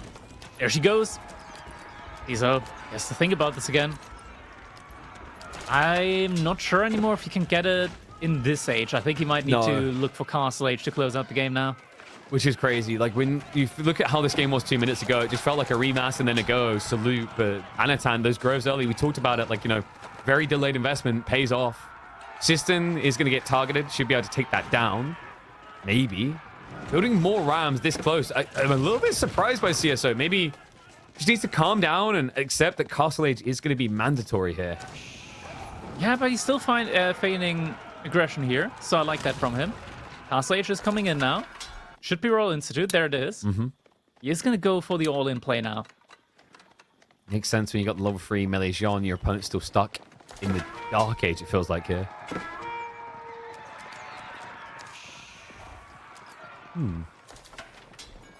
I hope he doesn't go for Rolex, right? I feel like it is, from this position, it should just be an all-in attack. It would make the most sense right now. Especially since Anotand, he has been very much idled out for a lot of time here. His economy is kind of in shambles at the moment. Food is still looking good, but he's spending most of it, or rather feels the need to spend most of it. I mean, props to Anotand for still even being alive at this stage. Like, it looked like this game should already been over. He's even got more olive groves being snuck. Walls are going up, but speaking of those olive groves, knights, this is the problem when you extend that southern wall. It does mean you're not guarding your TC anymore. Age up complete. Anotand just got the bad news, but I mean, look at his food income. It's quite realistic that he could shadow and follow into castle. Just needs to secure the gold. Yeah, he'd need to pull like 16 villagers over to gold right now. Oh, javelins, they were overextending a good little bit there. Companion equipment is on the way. Jean is going to spawn back probably in about, there you go. I was about to say 5 or 10 seconds. There he is. Boom. Perfect Oh, time. she's there. Yeah, she just came out the TC. Veterancy in as well now. He's actually queuing up champions. Makes sense. Yeah. If he can consecrate them. Before consecration, champions are insanely expensive. Well, any Jean unit is expensive. Yeah, it's like 200-ish resources. It's not cheap. I think the Jean's riders are usually the harder one to justify for that price. Yeah. Granted, Jean's riders have so much pierce armor. And they're mobile. Just Axon. And a lot more HP as well. And there we go. Champions come in. And is with Companions equipment. So the boys are feeling bulky. 210 HP and more damage. More armor. Limitane count is getting crazy. It's like, this technically is the correct answer. It's just a case where CsOH can scale it quick enough to feel like it's answering anything. Champions. Yeah. They are going to start diving deeper. So goal here is just to force Anotand to keep staggering the retreat, and that's going to open access onto the olive groves. Idle time being achieved. The Knights are actually staying away from the main fight. They're going after the workers. But Jean is still hanging around. Javelins are actually now diving into archers. Great move there by Anotand, trying to optimize an awkward trade. Still no answer to those champs. Villagers just running around. There's not really an answer that you can really make, right? Like, it's just try and have enough units to where you can swallow the loss. Yeah, I think there's only so many champs you can gobble at once, though. Like, you see the production queues now increasing. Anotand's got so much oil. Yeah, Anotand's got so much oil. He needs to queue more javelin throwers. There we go. Okay, that's got him on the way. A lot of idle time achieved on those groves and a few chip kills here or there. And Raw Bloodlines is on the way. I think CsO, like, props to him, he's done a really good job on minimizing Knight losses with that type of dive. Pretty much just sacrificing archers so that he can be as strong as possible for this next push. Yeah. And what has been happening economically? Has CsO been skipping villager production? It looks like it. He must have. Yeah, quite a lot, actually, at this point. Oh, Jean. She's stunned. She goes down. Needs to buy back, though. And now the champions, they're not buffed anymore. Yeah, he keeps trying to dive. He's going to retreat away now. I think he's been rallying champions just outside the base. So Jean, that buyback necessary. He's going to be making way across. I wonder if CsO maybe needs another rack. So I feel like I'm constantly seeing 4 champions in queue. Yeah, it's... Does he actually only have 1 Rax? It feels like it. Yeah, and it's all the way Jean's at home. champions aren't produced fast. Yeah, it's only 1. I guess there's the consecration issue, isn't it? Like, you know, it's so expensive, you were saying, without. I mean, they take 30 seconds to produce. 30 seconds and 160 resources with consecration. That's a lot. And a lot. Consecration isn't upgraded yet, but yeah. But also a lot to build up this. Golden Horn Tower's on the way. Anotand. Starting to look like he's weathering threading the needle. Yeah. Yeah. It's crazy. He's getting through it now. Like, I mean, and with the age up, Akratoy defense also becomes buffed up. This felt like it was so 90% if he needs against to him pull the before. boys, he can. Okay, so they're going to rally to the defenses. Chip damage that CsO needs after the idle TC. Great spring rush. Okay, dive in. Bloodlines is there, remember. Jean's going to lead the charge. The farm's on the backside is where he's going to have to make his last stand. Otherwise, the entire economy's not going to be working. He needs that upgrade, though. Veteran Super Limitane coming in just 5 seconds. Cleave's going to be thrown out in the meantime. The Knights dive on in, but the choke point defense here. Limitane upgrades coming through. Now. Is it going to be good enough here? The Knight count, it looks like it, is looking strong, but it is production favoring Anotand. The rest of the farm's not working. It's only about 10 to 12 here. He's holding. Is he? Jean's surrounded. Jean's going to go down. Okay, no buyback. That's it. The Knights are down. The Limitane do it. And CsO, for the fourth time now, unable to break Anotand. This feels so bad now because he doesn't have Guildhall. There's no scaling behind this. CsO, he's all in on this. This is ridiculous. I mean, this is a game that I think back up against the wall. Farm transition now. It's back up against the wall just doesn't do it justice where Anotand was at just a few minutes ago. And I think he had to feel it. Like, credit to him, this is a master play on defense out of him. Multiple times in a row back now. Against the wall, with the wall consisting of spikes. Well, like, ironically, even though he's the Greeks, it was almost like back is against the cliff and Leonidas is about to kick you in, you know? Like, this was ugly. And now CsO, he has to play for his own scale. So we are finally seeing him forced to go into Monks to rush the relics. But Anotand's food income is just going to eclipse CsO's for the next several minutes. I mean, the olive oil as well. Like, Anotand now is on a solid 300 oil per minute. You can get a ton of mercenaries out. He's already got a ton of javelin throws out. So CsO, the correct play from him is to go for the champions. He has added in additional barracks, so it's so expensive to make them. I mean, it's a cool play in theory, but it's kind of a reminder why we don't really see them so frequently. I mean, either form, you know, I feel like it's a timing thing, and it's based off of the ability to deploy them in the field via Jean. And obviously for free. Makes a big difference. 1,700 food per minute compared to just 700. Cantor Saddle's now coming in. I wonder if that's maybe something that would have been worth having a little bit sooner here. Camels are there for the debuff. He's aware that he needs to still be aggro. He cannot afford to give Anotand any more time to breathe. It's so difficult to aggro this, though. With the debuff, the Knights, champions they might be tanky. It just doesn't feel like doing much. So on the champions to carry this. It's now up to 12 in total, about 8 of them in the fight. He's going to start pushing it deeper. The weird part, though, is this type of retreat. Anotand's doing it to force the knights ahead, so he counters that unit first. And the Limitane count of 30 should be good enough to hold that back. Jean gets trapped again. Tries to run away, barely gets out of there alive. Is he breaking him? It's looking good. The champions aren't buffed anymore, but they're still all good enough. Very effective. What is it? +6, +8 against spears is quite high. And it feels... shredding the limit now. How? How is he doing this? Suddenly he's got that food surge he needs, but considering where this champion count was at, this seemed impossible to imagine just a few moments ago. Level 4 is just around the corner. How have we got level 4 this quick? I can't believe... I don't want to say quick, but this has been... It's 30 minutes into the game, but it's still Castle Age. Like, this still feels like early Castle Age. Unbelievable. And that does mean cannons, right? Which is a very big deal. That means he's going to be able to start sniping out these javelins, the crossbows that are now being built. He can even start scudding the olive grove farms.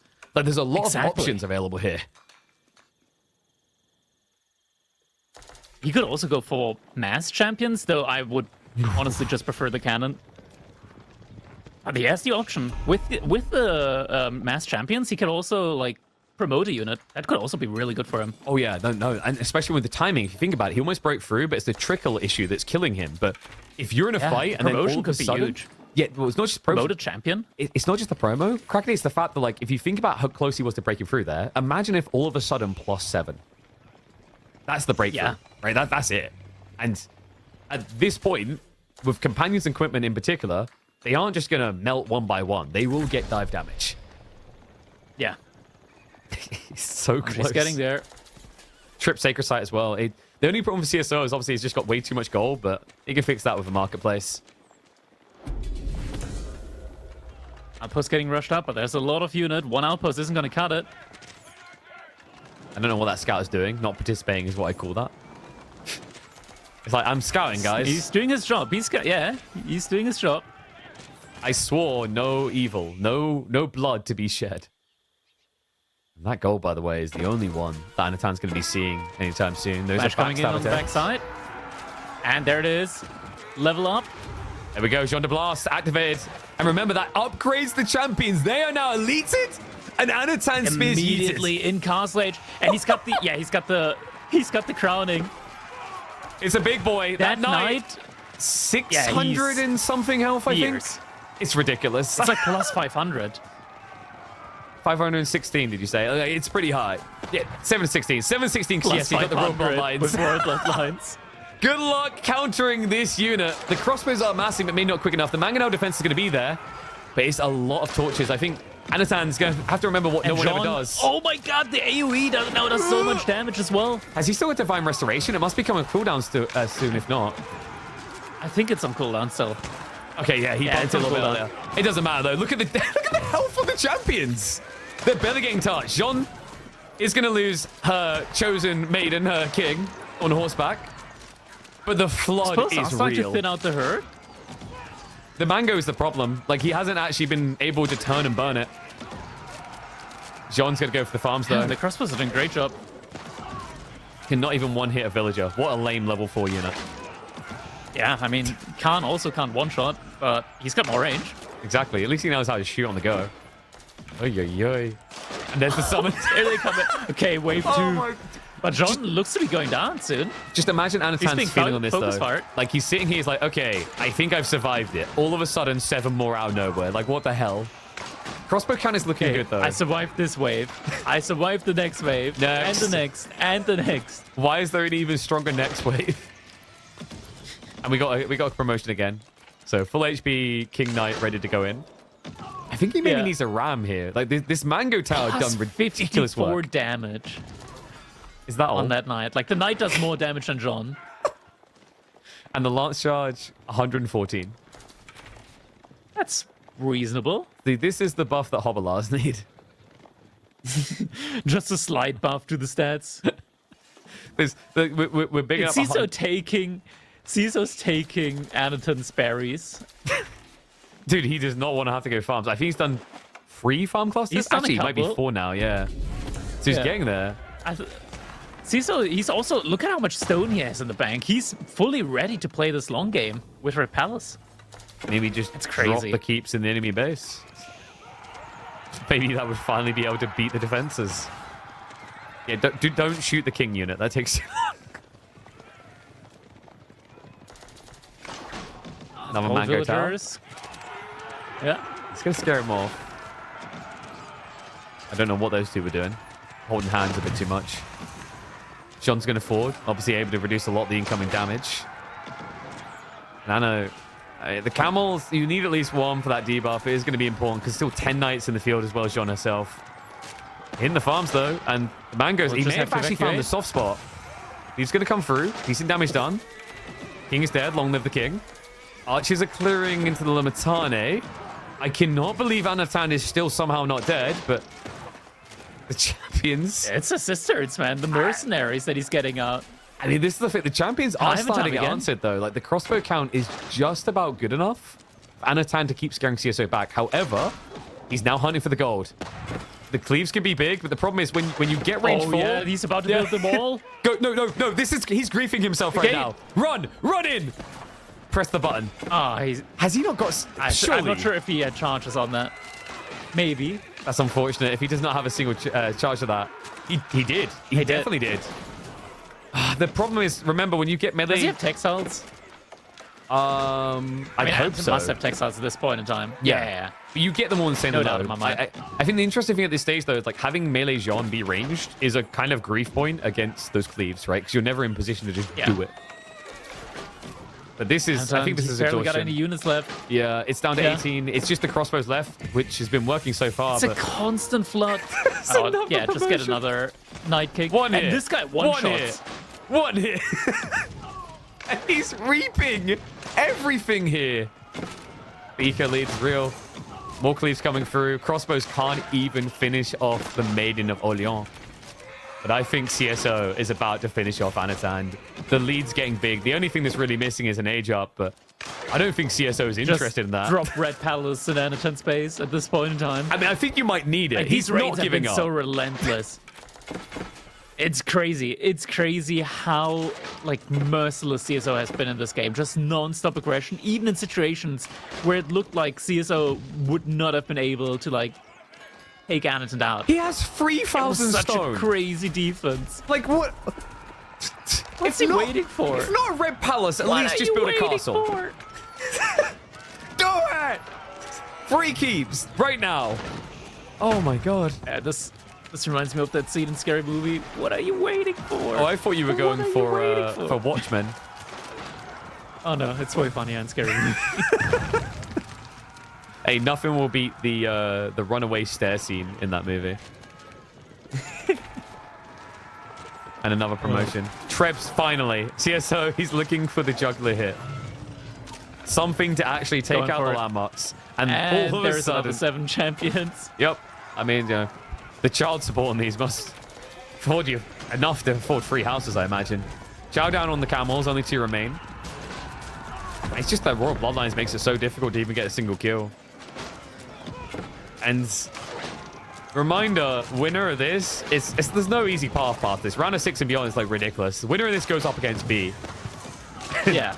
If it was Anotand's, I would have said that's going to be close back and forth. CSO, after what he's done here, I think B should be a bit worried. This guy is an absolute monster. Oh, man. And the final score with 4-2. CSO, my god, man. These games have been absolutely incredible. And this is now CSO locking in his best performance ever in a top-tier Age of Empires 4 tournament, making top 6. Commiserations to Anotand, not able to better his last performance in the first event of the year. But, I mean, he shouldn't feel too much shame about it. CSO, I think the B matchup in particular is really interesting because after what we saw here, the word that I would use to describe CSO after that game is polarizing. That was relentless. Oh, man, that was crazy. But, the knowledge to, not back off, not go for a macro approach afterwards was really, really good. Paid off nicely. And for those wondering, because we rarely see it, the King upgrade, I believe it's 200% health and maybe not 200% health. I think it's 200% damage. It's a very big buff. It turns one of your regular units into a hero unit of its own. Absolutely incredible. Yeah. It's absolutely crazy just how strong these units get. Kind of glanced over most of the time just because you don't get access to the cannon. That Cannons, and attack people speed. like cannons. I think that and attack Yeah. speed, right? Like, because usually by the time you get level 4 Jean, you have arbitrary, and like promoting an 80 HP unit on a percentage health isn't that great. So understandable, but powerful when we do see it. I think when the Jean first came out, people thought that was going to be giga busted, but